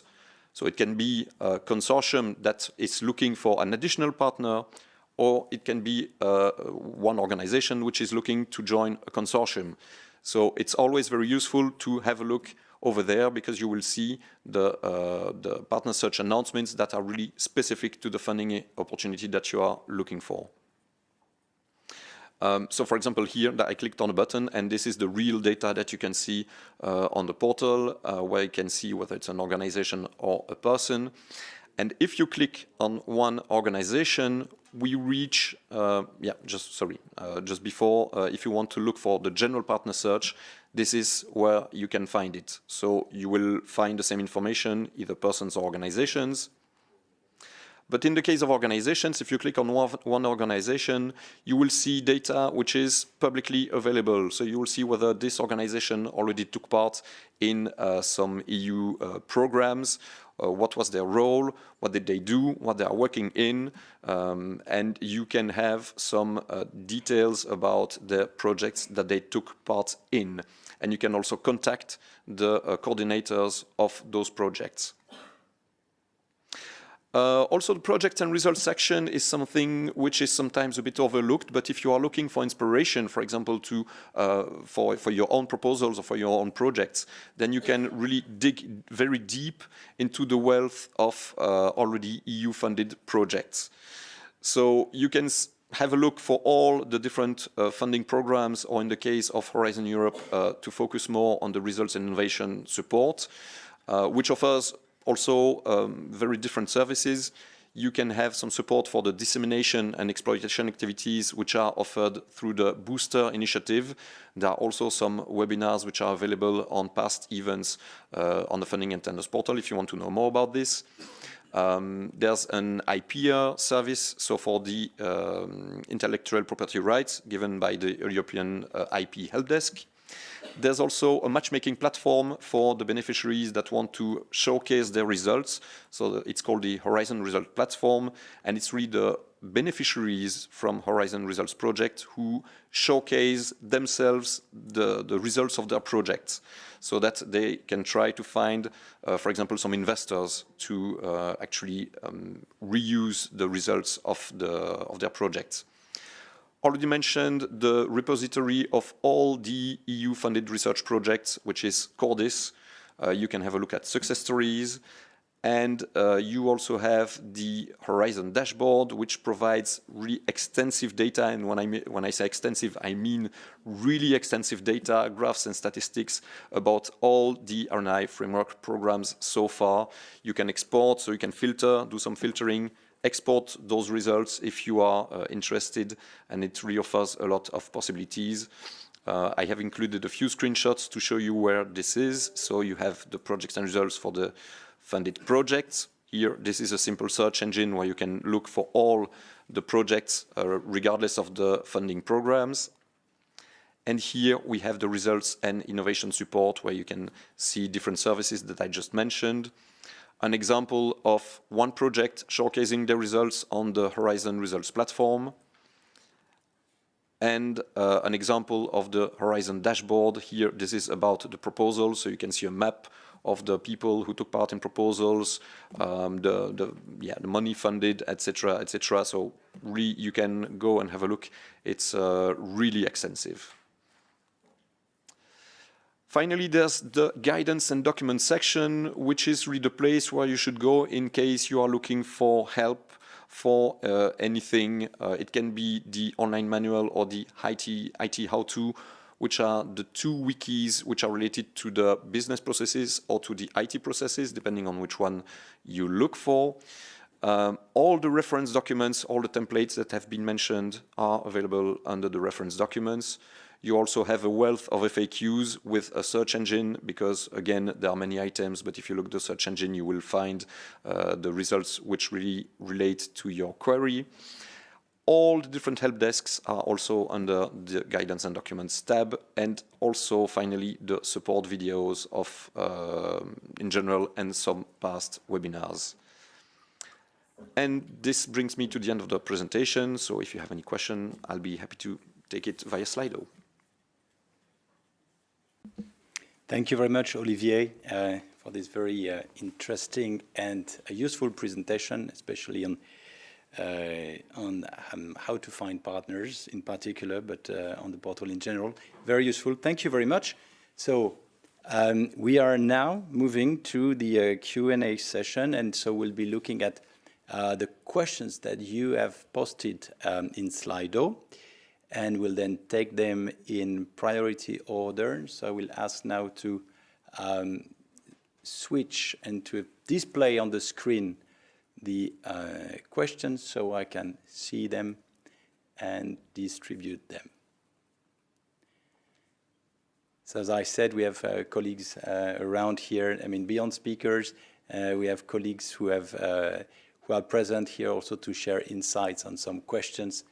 And hopefully then we bring you the most helpful answers to all your questions. So I'm just waiting that the questions are displayed, and then we'll move on to the Q&A. The good thing is that we are actually ahead of schedule compared to our expectations. So it means we have 1 hour to address your questions, and I could see in Slido we have more than 28 questions. So maybe we have time for all of them.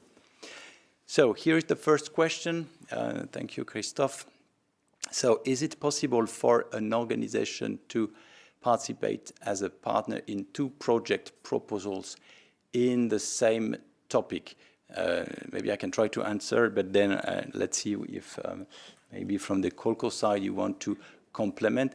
So actually nothing prohibits an organization to participate as a partner in 2 or more project proposals of the same topic. So that's the answer. But of course, when doing so, you have to be careful also about the level of resources, just in case by chance the two proposals would be selected for funding, that would mean also you would need to be sure that you can commit in terms of resources in the two proposals. But basically, yes, you are free to decide on your level of participation within a topic or even then in other topics. But here the question was really on the same topic, so absolutely this is possible. Just be mindful of your resources. Is there anything else that any colleague would like to add on that one? I'm looking at Kolko. Is it fine with this answer? Yes? Very good. Okay. So let's move then to another question. So in the topics where the involvement of the Joint Research Centre is possible, at what stage should the GRC be involved? At the application stage or only after agreement? I can try also to take it and let me know if there is anything you would like to complement or to develop. So the topics then, they will be flagged then in the topic conditions when the GRC may participate. So during the preparation of the proposal, you should describe in the proposal what would be the contribution, the possible contribution from the Joint Research Centre. But this is without entering in contact with them. So you should not involve them in the proposal preparation. The GRC needs to stay neutral regarding the preparation of all proposals. So it's just up to you based on your knowledge on where you would see a role and a contribution from the GRC. So this is why Anna, in her presentation, referred to the GRC website, where you can also develop and dig a bit the kind of contribution and the kind of expertise the GRC can bring. Usually it would be described in the topic, but you can further deepen. So at the proposal preparation, you should not get in touch with the GRC, but in the work packages on the different tasks and activities, then you may outline where the GRC could contribute. Then, if you are successful and if you're invited to prepare a grant agreement, then at that moment you can enter and you can contact the GRC. There is a list of contact persons depending on the exact topic, and then you'll be able to discuss with them on which ground or what would be the terms of their participation. And then they will decide whether they could become a beneficiary with zero funding or an associated partner. They could even take other roles, like being part of advisory board. So it will very much depend actually on the content of the proposal and where they see they can add value. So this takes place only then during the grant agreement preparation, and then the grant agreement is signed. An important element that Anna highlighted is that the GRC have their own budget for funding, so you don't have to add the budget from the GRC in your grant if you are successfully invited to prepare a grant agreement. And if the GRC decides that it makes sense for them to participate, they will have their own budget, so you don't have to worry about that. It doesn't need to be included in your proposal. So is there anything that should be added on that one? Looking at colleagues around. Fine. No, that was fine. Yeah, okay. If partners have specific small or short-term contributions, is it better to include them in a consortium or as subcontractors? So also a good question. I can also try to take it, but maybe then I will ask you to complement. Yeah, basically, we expect that participants in the consortium would have a meaningful role to play and a meaningful set of activities to work on and to deliver. This is actually why for some very specific small or short-term contributions, there are other ways to include, to engage them or to involve them. One of them, yes, would be subcontracting. It could also be contracting. For subcontractors, you just need to be aware of several things. The first thing is that, in principle, you don't have them in mind at the time of writing the proposal, because identifying a subcontractor should be the result of a competitive process. So you need to publish, to make it competitive, to select the subcontractor, so it cannot be already pre-identified. So it needs to be then selected respecting the principles of best value for money and absence of conflict of interest. And subcontractors also, then you need to strike the balance, because subcontractors should come in only for part of the action task. So here you need to be very careful, and it would depend basically on the projects when you believe it's a small or short-term contribution and when it becomes or it starts becoming more substantial. So, so then here it's a bit up to you, but subcontractors would contribute to part of an action task, whereas contractors would really deliver a service. That would be my answer in a nutshell. I don't know whether, Aurélie, you want to complement on that. Thank you, Olivier. Yes, you have covered mainly the most important aspects. So for this answer, there is no clear-cut answer, because as you may have understood, it needs to be assessed in light of what is the situation exactly, meaning what is the contribution first of this potential partner? Is it an action task, or is it only supporting tasks? And indeed, thank you for the reminder that to involve I mean, it is mentioned here partners, but to involve third parties in the grant agreement as subcontractor, so delivering action task, or as contractor delivering, providing services, for instance, you need to ensure that there is this respect of the specific eligibility conditions, that there is no conflict of interest, and best value for money or lower prices ensured. So this is why, in principle, it should not be pre-identified. So it is, if this is someone that you already know, you need to see also what is the status of this legal entity. Is it eligible for funding or not? If not, it can participate and have also a formal role being associated partner, meaning not receiving EU funding, but having the possibility to implement action tasks. If the entity is eligible for funding, but have a legal or capital link with the beneficiary, it can also participate as affiliated entity, meaning that mainly it will have the same profile of the beneficiaries, but with a lower, let's say, responsibility within the project, because, for instance, it will not claim the cost itself. The entity will pass through the beneficiary to claim the cost.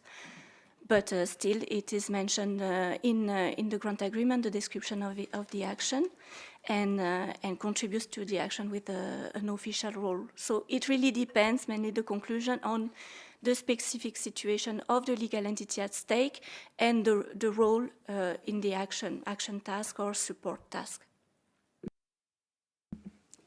Thank you very much, Aurélie, our legal officer, for this very helpful complement of information. Thank you very much. Then the next question is about eligibility and international organizations. So please clarify what is meant by international organizations, that this include international non-profit organizations and international NGOs.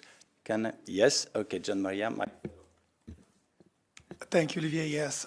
So just to start with, that the EU, to say that in the EU funding and under portal, you have the guidance on the rules and legal entity validation, which already describes all the type of legal entities that we validate. The Central Validation Service, which is a service within REA that provides, indeed, that performs the validation. And in the guide, you would find that international organizations are defined as intergovernmental organizations established under international public law, including specialized entities with or without legal personality, set up by international organizations. So this is the definition that we give to international organization. This status, as I said, is validated by the Central Validation Service. And we have in the we also have a subtype of international organization provided under Horizon Europe, which is the International European Research Organization. And this is the international organization with a majority of members that are EU member states or Horizon Europe associated countries, and whose main objective is promoting scientific and technological cooperation in Europe. So this is what I wanted to say here. Thank you. Yeah, thank you very much, Gian Maria. So let's move to a following question. So what's the EC stand on proposals developed by private for-profit consultancies? Is there a relevant eligibility and admissibility requirement? So maybe I could hand over to my fellow head of sector, Dominika Czaska. Hello, thank you. There is no specific eligibility or admissibility requirement as regards who developed the proposal. Any type of legal entity can be included in the preparations. However, we do encourage that if the entity is part of the consortium, they should have a meaningful role in the consortium.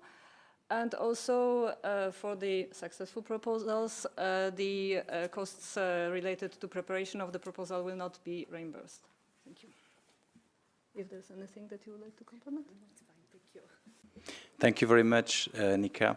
And just to add on that, so nothing prohibits that. Just make sure that then you pay attention to the content, that the content is not lost, because sometimes proposals are beautifully written, but evaluators, and we will be looking at the content. So that's also very important. What is the page limit for a two-stage course? How many pages in the second stage? I think that's a question you can take, Anna. Yes, I would say that keep in mind that in the first stage, the page limit is 10.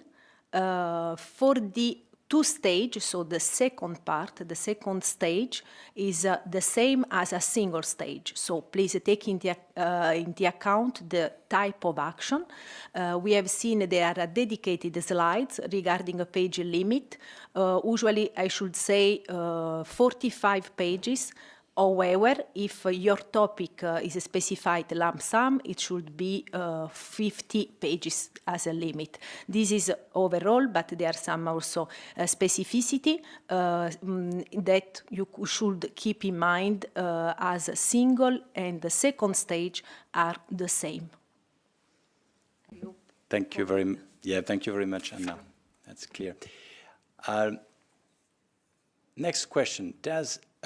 Do international organizations registered in Switzerland receive funding from the project or from the Swiss funding agency? Can I hand over that question to you, Mary? Yes. Thank you. In answering this, I'll build a little bit on what Gian Maria mentioned previously about international organizations and what they are. It's important to note that we distinguish between two types of international organizations: European international organizations and other international organizations. The only ones that are eligible automatically for funding from Horizon Europe are the European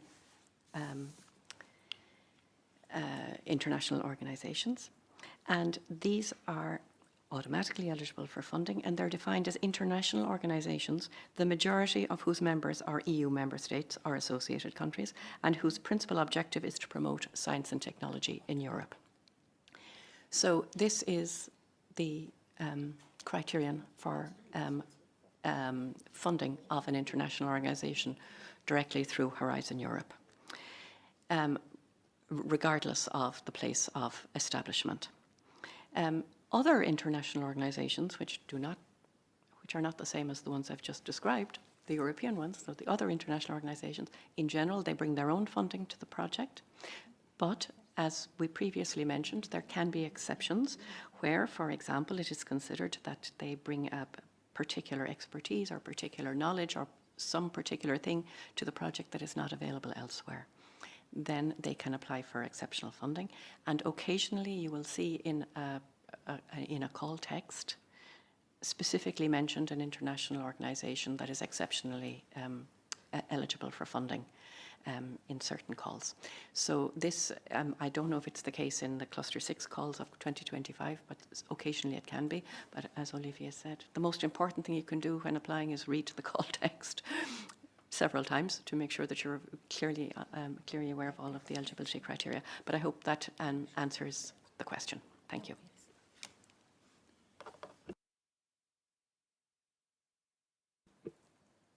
Yes, just to send a message is really to have a careful reading of the general annexes of the work program, because in part B you have all the eligibility rules that are displayed, and also for the eligibility for funding and everything about the international organization or international research organization is well described therein. Thank you very much, Aurélie and Mary. Next question on the budget and lump sum. So is a detailed lump sum Excel file needed in first stage applications when work packages are expected to be defined in second stage only? Anna? Yes, I would say that in the first stage, any detailed lump sum Excel table is needed. So you don't have to submit any lump sum Excel table.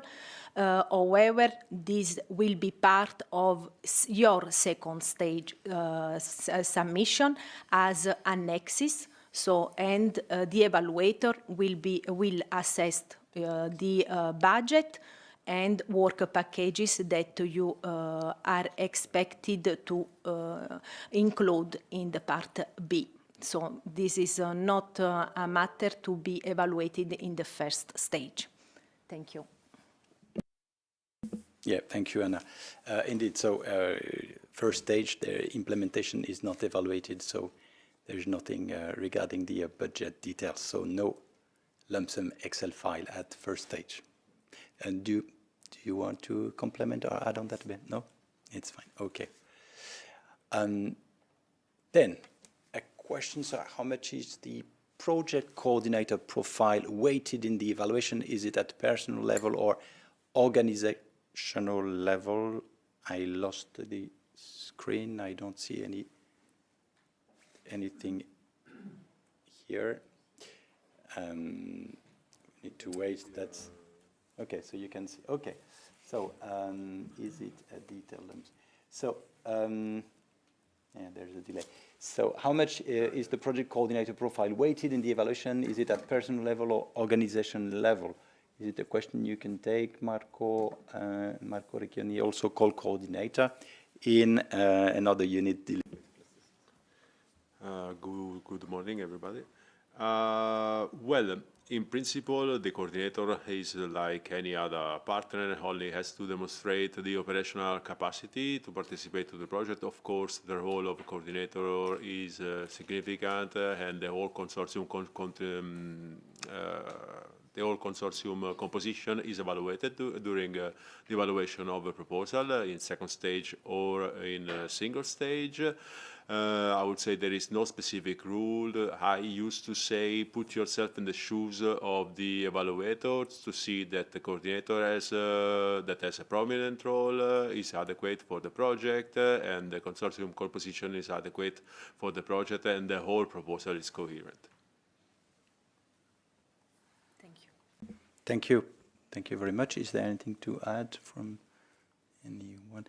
Yeah, so indeed, so it has an importance, but it is to be assessed in the entire composition of the consortium.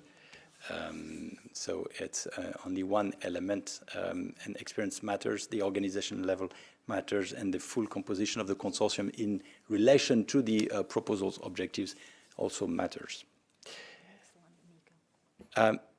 Next question. How are we going to support the involvement of social sciences and humanities in our efforts for evidence-based science?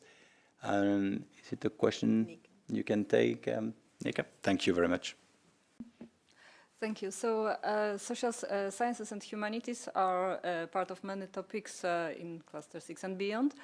And they are the integration of social sciences and humanities is being assessed by the evaluators as part of the excellence criterion. So how the contributions of social sciences are integrated in various stages of the proposal, and how the actions and added value is described in the proposal. Thank you. I don't know if you want to complement. Thank you very much, Nika. Is there, I don't know whether anyone else would like to complement on this one? No? So, okay, now we have a new question. Does it affect the evaluation score if more than half of the consortium is composed of Horizon Europe associated countries? Maybe I can try to start replying, and then I welcome any other complement and contribution. But the short answer is no. Basically, there is never any specific recommendation when it comes to consortium composition. What you need to consider is what makes sense compared to your proposal objectives. So beyond this, I mean, any balance can be justified depending on what you aim to achieve. So that would be my short answer. So there's not going to be specific consideration at the balance. I mean, what we are looking is the match between the consortium composition and what needs to be implemented in your proposal. Is there anyone willing to? Mary, yeah, please. Thanks. Maybe just to complement, indeed, it makes no difference. There's only one requirement, and that is that there must be at least one member state in a consortium, obviously.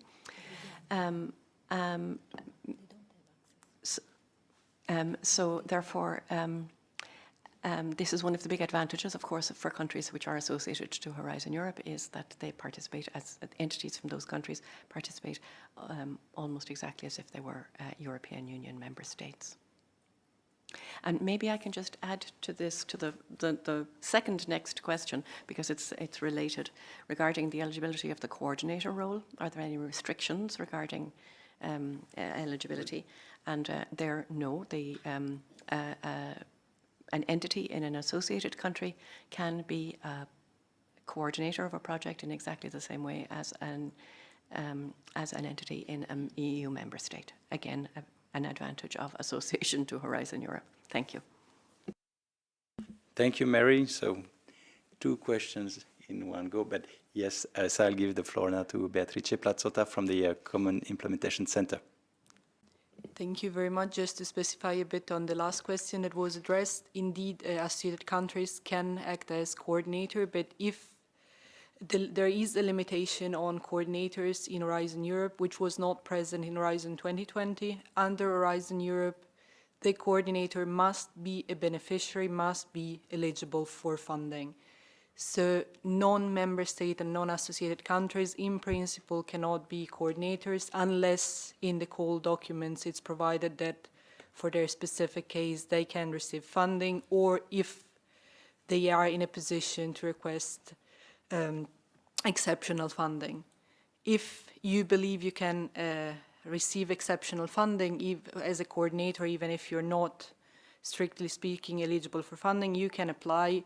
If your project is successful, but if your proposal is successful, but you're not granted exceptional funding, your project will still be able to move forward, but you will be asked to step down as a coordinator, and beneficiary from the project must then take the coordinating role of the project. Thank you. So let's keep that question. Thank you very much, Beatrice. Let's keep that question. I think Aurélie also wanted to complement. Yeah, it was just to complement on what are the coordination tasks. Just to have a rough idea, those tasks cannot be delegated to any other member of the consortium nor to externals.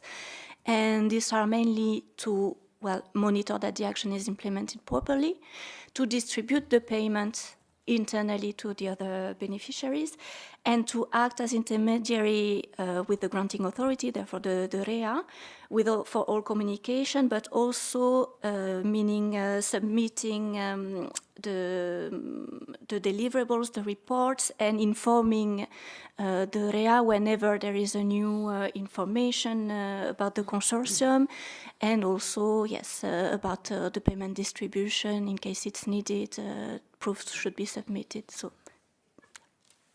Yeah, so maybe just to add on top of it, it's extremely important that you also reflect on the operational and financial capacity of the coordinator, because obviously we will provide a lot of money upfront through the pre-financing that is going to be given to the coordinator. So therefore, they must ensure financial solidity in the sense that they must be solid enough, financially speaking, to actually receive the money, not to put the fundings at risk. Thanks. Thank you very much, colleagues. Indeed, that was a question that actually opened up this kind of developments. Very important to clarify. Many thanks. Let's move then to the following question about two-stage calls. So is the evaluation summary report of the first stage proposal taken into account when evaluating the full proposal at second stage? And is the composition of the evaluation panel the same at both stages? It looks like a perfect question for call coordinators. Okay. Thank you. So I would say that the first stage evaluation summary report is not transmitted to the second stage to the evaluation panel. So be clear that there are two independent evaluation, and the composition of the panel might be the same or might be not. So it's two different independent evaluation, as I said. So the selection of the expert at the first stage could be with an evaluation panel or still based by, composed by 3 experts and 1 rapporteur, at least minimum 3 experts, it could be more than, and also in the second stage, the same number, but could be different. I don't know if you want to complement or say something, Olivier? No, that's fine for me. Marco? Yeah. Okay, very good. Thank you very much, Anna. Let's move to the following question. So about proposals with the same score, could you please explain the change update in the criteria of gender balance for this work program 2025? I'll give then the floor to Beatrice from Common Implementation Center. Hi, so when it comes to the gender balance in the exequo criteria, it used to be present in the work program 23 to 24. So we would count in this specific exequo criteria the number of researchers involved in the projects, which are women or men, and normally look at the better gender balance and better gender representation. However, from work program 2025 onward, this has been updated. Now we only take into account so-called leading researchers that have a major role in the project. Who is a leading researcher? You decide. When you will fill in the part A, there is a researcher table there. You will need to input there the specific names of the researchers that work in your project or you imagine will be working in your project, and then you can indicate them as either leading or contributing, and then only the leading one will be taken into account for this specific exequo criteria. The background for this, just to give a bit of background, is that we noticed that in many projects there was no stability between the researcher listed in the table and the one actually taking part into the project, because normally there is a lot of time going from when you submit a proposal and when you actually implement the project. Oftentimes you do not know exactly who will be working there. Maybe you will need to recruit people, while leading researchers are often more stable because they are the main people really required for the implementation. So then we see it's more meaningful to look at them, because the information on contributing researcher was often incomplete or was really changing between proposal and implementation. Thank you very much, Beatrice, for the insight and the background on the reason behind the change. Thank you very much. So let's move to the following question. So in blind evaluation, can you ensure only proposals with full consortium pass to stage 2 to avoid low credibility proposals that burden the evaluation process? So I ask then one of the co-hosts, Marco, to take that one. Okay, there is no evaluation of the implementation in the first stage evaluation process. However, the minimal eligibility criteria, they have to be fulfilled. But of course, the consortium composition can slightly change in a second stage proposal if a first stage proposal is successful. What I would like to say is that Horizon Europe proposals are multidisciplinary. They require the involvement of different expertise. So there is a high chance that good proposal, they already have done their own work and the consortium composition is well defined also during the first stage preparation of the proposal. Anyway, the second stage proposal, the consortium is evaluated, the implementation is evaluated, though it is not possible that a proposal with a very weak consortium that has not been well thought will receive funding. In our experience, at least I never remember of a proposal with a very weak or miscomposed consortium acceding to second stage, because the competition is quite high, especially in the first stage proposal evaluation, where we are supposed to receive a high number of applications. Yeah, thank you very much, Marco. And anything else to add on that one? No? No? It's fine. Okay. So next question. Call descriptions always mention that project proposals don't necessarily need to apply for the maximum budget ceiling of the respective call topic. Are proposals with smaller budgets any less successful than average? So I could try start developing. Let me know if there is anything you want to add. So the average budget that is mentioned in the topics is always indicative. There is a specific sentence, let's see if I remember it, but basically that we don't preclude any proposal proposing a different amount. And that means that even if you have a budget slightly lower or smaller, or even slightly above, but for the question, a smaller budget, that would not impact per se on the evaluation. What will matter is that the budget you have built makes sense and fits the purpose of your activities. And so this is why this is what evaluators will be looking at. So the consistency and how realistic the budget is to implement the activities. So if the excellence is very good, and if the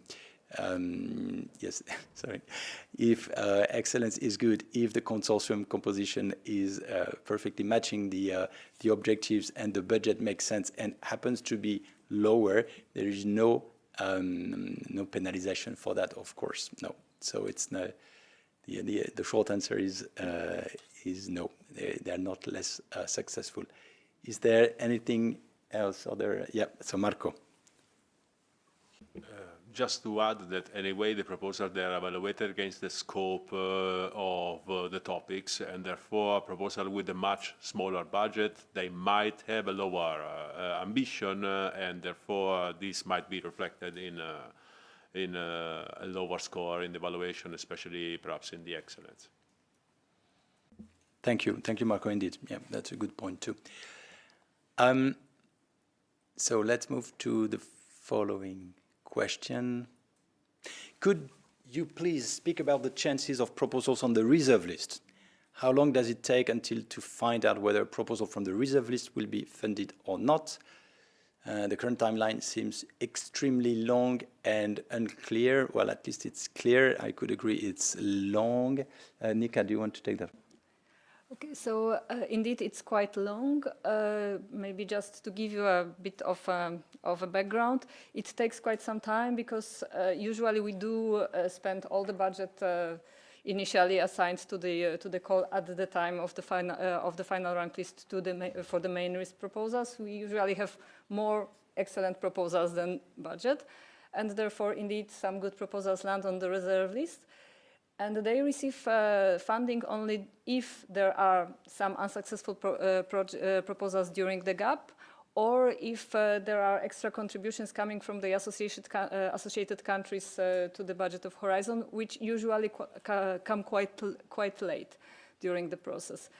Having said that, usually also you can say that if the call was, for example, in year 25, if you will receive the final answer by the end of year 26, more or less up to 1 year later, you will receive the final answer. Thank you. Thank you very much, Nika.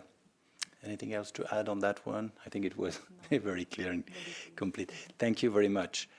And then we have a question about risk of a possible refusal of financing by the Brazilian part, and whether that could be seen or considered as a weakness or a shortcoming in the evaluation of EU proposal in cooperation with Brazil. Mary, do you want to take that one? Thank you. I think there are a couple of elements to this answer. The first is that, of course, we encourage cooperation with Brazil. Very happy to have Brazilian partners in proposals. Brazil is not automatically eligible for EU funding, but the Brazilian authorities have established a complementary funding mechanism. This was referred to in my previous presentation, and you can find the document about complementary funding mechanisms, including the Brazilian one and where to apply, where the potential Brazilian entity should, potential Brazilian partner should apply and investigate in advance the opportunity of getting funding. I think this is very important that the Brazilian partner, potential Brazilian partner, investigates these options carefully in advance. And all of the details of where to look are in this complementary funding mechanism document. If the participation of the Brazilian entity is absolutely crucial to the project, then there's always the option of requesting exceptional funding and stating in the proposal why the Brazilian partner is crucial to the partnership, and applying for exceptional funding. And if the funding authority, granting authority, decides that this is the case, that indeed the action cannot continue without the Brazilian partner, then there's a possibility of getting exceptional funding directly from the EU. So those are the 2 points I would mention. There are many projects with Brazilian partners, and we certainly encourage it. So please don't, please focus more.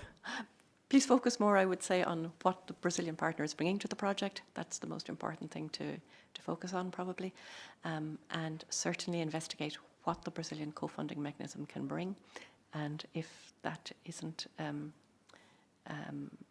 appropriate, then consider the possibility of requesting exceptional funding. Otherwise, of course, the Brazilian partner can participate as in any case, as an associated partner with whatever funding they may find nationally. Thank you. Thank you very much, Mary. So, next question. Will you check if proposals are generated by artificial intelligence? I could bring some elements here. Do you want to start, Beatrice? So what I can say is that we normally do not check if they are AI generated. It's also very difficult to check whether a document is AI generated if it is done skillfully. And it is not prohibited to use AI. However, what we ask is that in your application form, you include the information on which parts of the proposal were generated by AI, especially if it is the content-based part and not just, language checking, and also information on the documents you have fed the AI to produce the proposal. Also, the fact that the AI is used or the fact that you use external consultants does not limit your liability for what you write there. Is your responsibility as applicants to make sure that all the information in the proposal are correct, are true, and are complete. And there are no mistakes or false links and information which has been introduced by the AI, because it would still be your responsibility. Thank you very much, Beatrice. And I would like to add on that, that yes, you may use AI, but as it was just mentioned, it's your responsibility. You need to be very careful in reviewing and validating the information, because the evaluators will immediately see if a text was not properly reviewed. And if there is erroneous data or information or reference to what I would say wrong references or fake publication references or this kind of element, then that would lead to a decrease in the score. So because that's really the message. We will not check per se at the upfront whether the proposal was AI generated. We expect from you a cautious use, full responsibility and full review of the data. And if we detect that there are some erroneous data information, then that may be penalized. So be very careful with that. Thank you very much. The following question is about FSTP. We are interested in a call where it is specified proposals may provide financial support to third parties. The question is, FSTP is optional or is mandatory? Well, in that case, it's optional. So FSTP is usually, I mean, especially when it's worded like this, optional. Please refer to the topic text, which generally gives hints on how the FSTP should be used. So to involve, for instance, farmers to test some practices, or a call for innovators just to develop some solutions. So there are some hints given in the topic text, so pay attention to that. But if you believe that in the end you have enough skills and talent in the consortium, and you don't see a need, or you wouldn't see the added value of FSTP, so don't add it artificially. It doesn't make sense. So you really need to think of what makes sense in the specific context of your proposal. So it's an option that is offered because at a topic design stage, it was thought that that could be helpful, but you don't have to use it. So the decision is yours. Use it if you believe it will add value and it makes sense in the context of your proposal. Is there anything to add on that? No? Fine. No, that's fine. So, can the FSTP instrument be used for entities established in member state associated country, while other entities of the same country are already project beneficiaries? Yes. Short answer is yes. I don't know, Aurélie, if you want to develop. Yeah. Yes, it's possible, but it raises another point, that is that recipients of financial support to third parties should be third parties to the grant agreement. And in principle, beneficiaries are not allowed to provide financial support to third parties, to themselves, or to their affiliated entities. There are exceptions, but they may be explicitly allowed in the call condition or duly justified in the description of the action. So in this case, before, if the proposal, it should be really already described in the proposal, in the dedicated annex related to FSTP. Obviously, if the call allows for financial support to third parties, and then this will be, yes, reflected in the description of the action before the signature of the grant agreement. But for instance, this may be allowed in the specific program of partnerships where indeed, if you explain how you will deal with potential conflict of interest, you may finance other members of the consortium through FSTP. Thank you very much, Aurélie. Very useful. Next question. How to know which two-stage calls comprise blind evaluation? Anna? Yes, I would say that as specified in the work program, there is no second stage call comprise blind evaluation.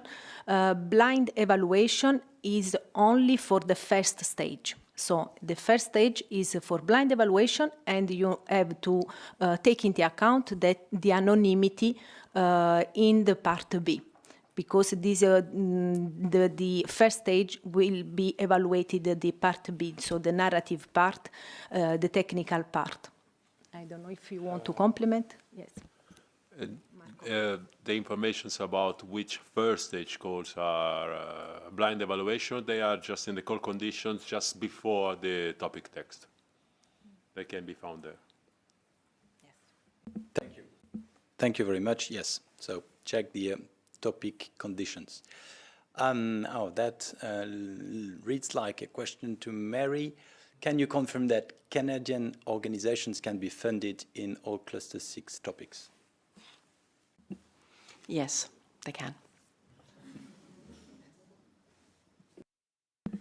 Thank you.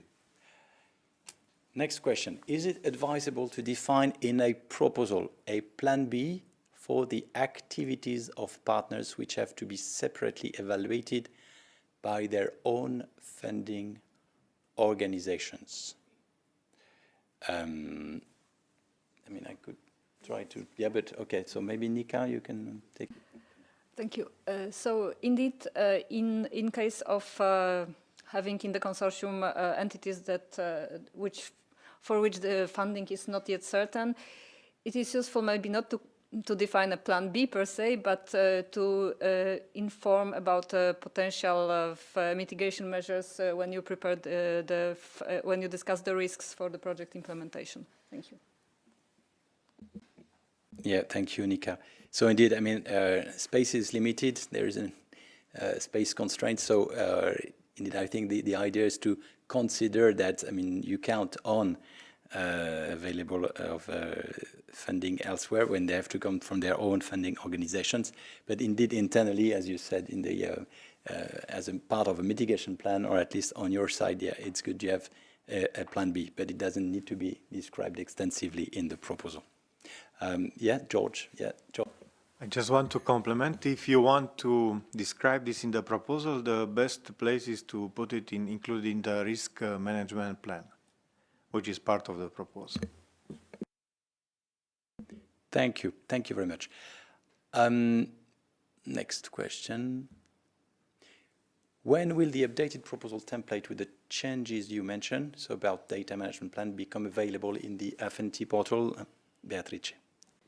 The updated template are already available in the funding and tender portal under reference documents, where Olivier Margan showed you the way. Also, as a reminder, the documents in the funding and tenders portal are for information only. For preparing and submitting your application, please use the template that you find directly in the submission system.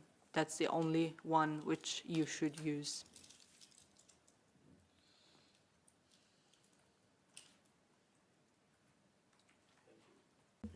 Thank you, Beatrice. So, next question. What is the difference between multi-actor approach and living labs? Well, of course, the concepts are different. I can try to start developing, but I don't know whether any other colleague want to jump in. So the multi-actor approach is really about the genuine involvement of the end users, so from the design phase of the proposal, so to make sure that already the needs and of the end users are addressed, and then the solutions are co-developed, and that would trigger co-ownership of the results, which is likely then to help the uptake of these results. So it's about co-ownership and then helping the further uptake. And living labs are rather than a place of, it's also a place of co-creation, but then it would be very much specific, so to a place, for instance, where the solutions would be created in a real-life environment. So the two concepts are linked but are different. I don't know whether anyone want to add on that. So next question. Is there any restriction or recommendation on the type of organization, so companies versus NGO, for instance, that can lead a consortium?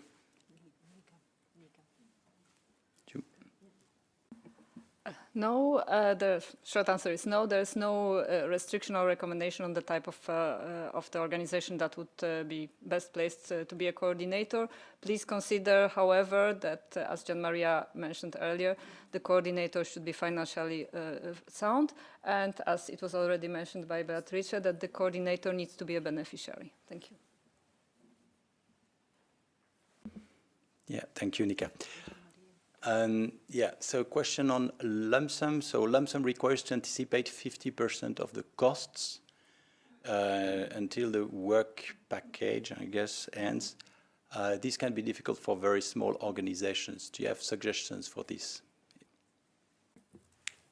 I am not sure I fully understand the question on the 50% per se, but so the principle also for lump sum is that anyway, being in grants, we provide upfront a float of fundings, which is through a pre-financing, which is meant to give the money to actually cover for the cost at the beginning of the project. Then, of course, depending on the duration of the project, the number of reporting periods in it, we might, of course, the decision on the pre-financing might change on the percentage.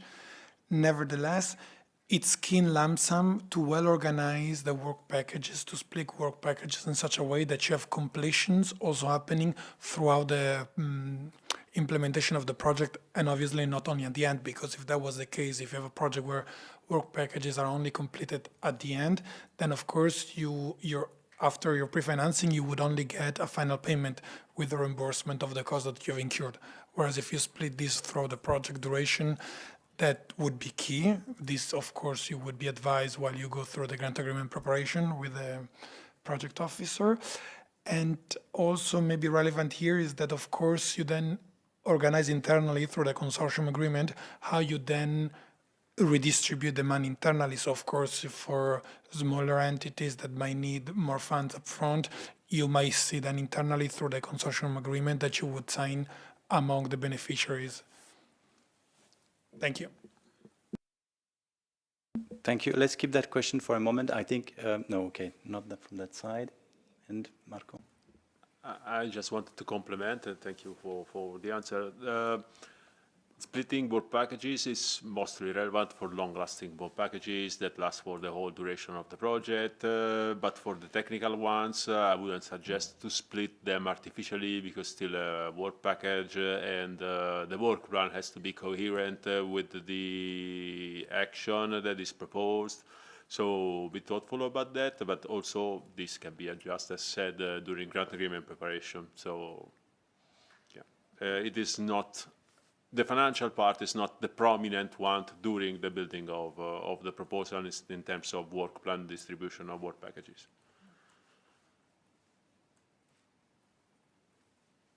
Yeah, thank you. So a question about a multi-actor approach. Is it mandatory and or advisable to include end users, so local businesses, professional groups, local regional government bodies in the consortium?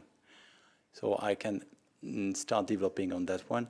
Well, yeah, that's the expectation. The expectation is that the end users and the actors in general, all actors contributing to developing a solution, should be involved in the consortium, because that's the maximum level of involvement and engagement, and this is what is expected in multi-actor approach projects, that these end users are represented in the consortium.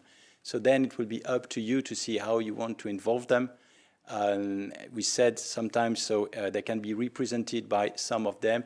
Then for other minor contribution, there would be other forms of involvement. But indeed, here that's the expectation, that end users and actors in general, so even from the non-research world, are involved and are fully active in the consortium to co-develop the solutions and then to ensure a better uptake of these solutions. Is there anything to add, colleagues? No? Thank you very much. Please clarify grant starting time for two-stage calls. It was mentioned 8 months to grant outcome, but is that also the timeline for a signed grant agreement? I think here just to say that, I mean, for the second stage, it's exactly the same timing as for the single stage, but of course you need to add before the first stage. So basically, if we take our work program this year, the call deadline for first stage is 4th of September. So from there, you would be informed about the evaluation within 3 months. So that's 4th of December, yes. Then you would be given 3 months and slightly less maybe, but 3 months more or less to prepare the second stage. And then that brings us to a call deadline probably around February. And from there, from the call for the call deadline for the second stage, then we have indeed 8 months for the time to grant. So that's how it works. So basically, on the slide that was presented, you need to consider the first stage and then to add the timeline for the second stage. But then at the second stage, there is still 8 months from the call deadline until the signature of the grant agreement.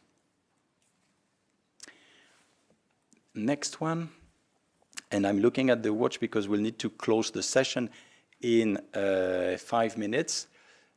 For projects related to innovation actions, would it be possible to include a PhD position using the action research approach?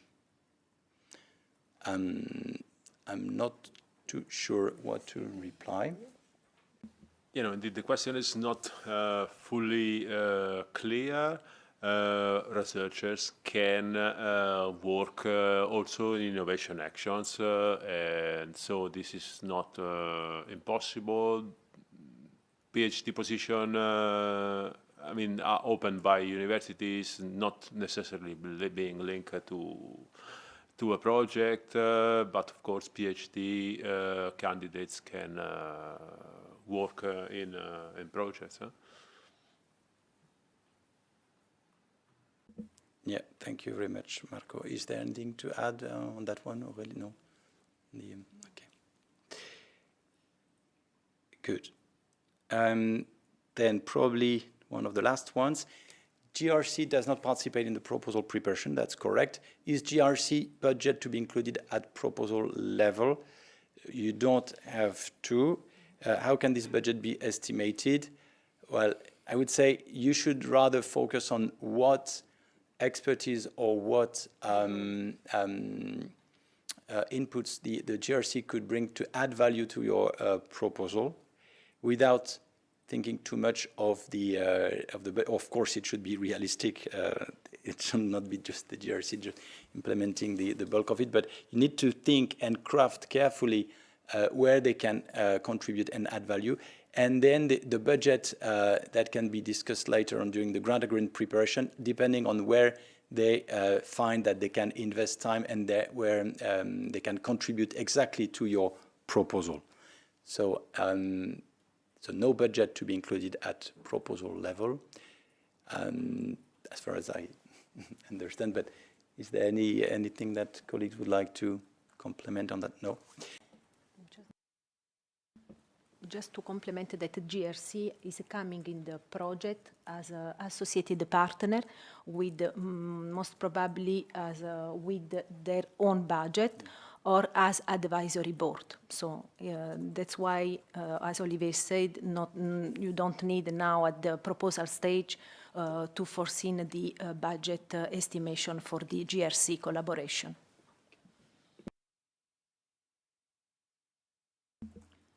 Okay. I think, I don't know how many questions do we have left, because I would like then to wrap up now, and because it's basically it's time and we need to release also our speakers. So Let's close it now.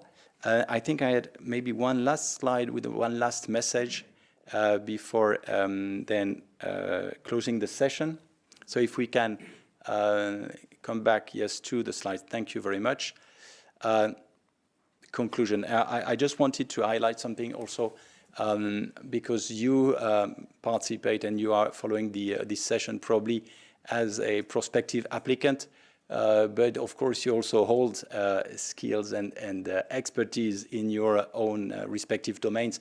And I just want to highlight that we are looking for experts to support us in the evaluation of proposals as well as in the monitoring of funded projects. So I encourage you and also to spread the word within your networks that we are looking for experts, and we invite you to register in the expert database from which then we select profiles to support us in these tasks. So you can, of course, register whatever your expertise is, but you can see also that there are some specifically underrepresented areas of expertise. So you can check that and check how to register following the link that is on the slide. So if ever in the end you're not going for a proposal, or even if you're doing in another topic, you can still register. We would very much welcome that. We are always keen on involving new experts, new evaluators in our exercises. So thank you very much. Take that into account. And with this, then I'm closing the session. I just want to remind you, so for the questions that were not addressed, I invite you to check whether you can find the answer in the FAQ as a start.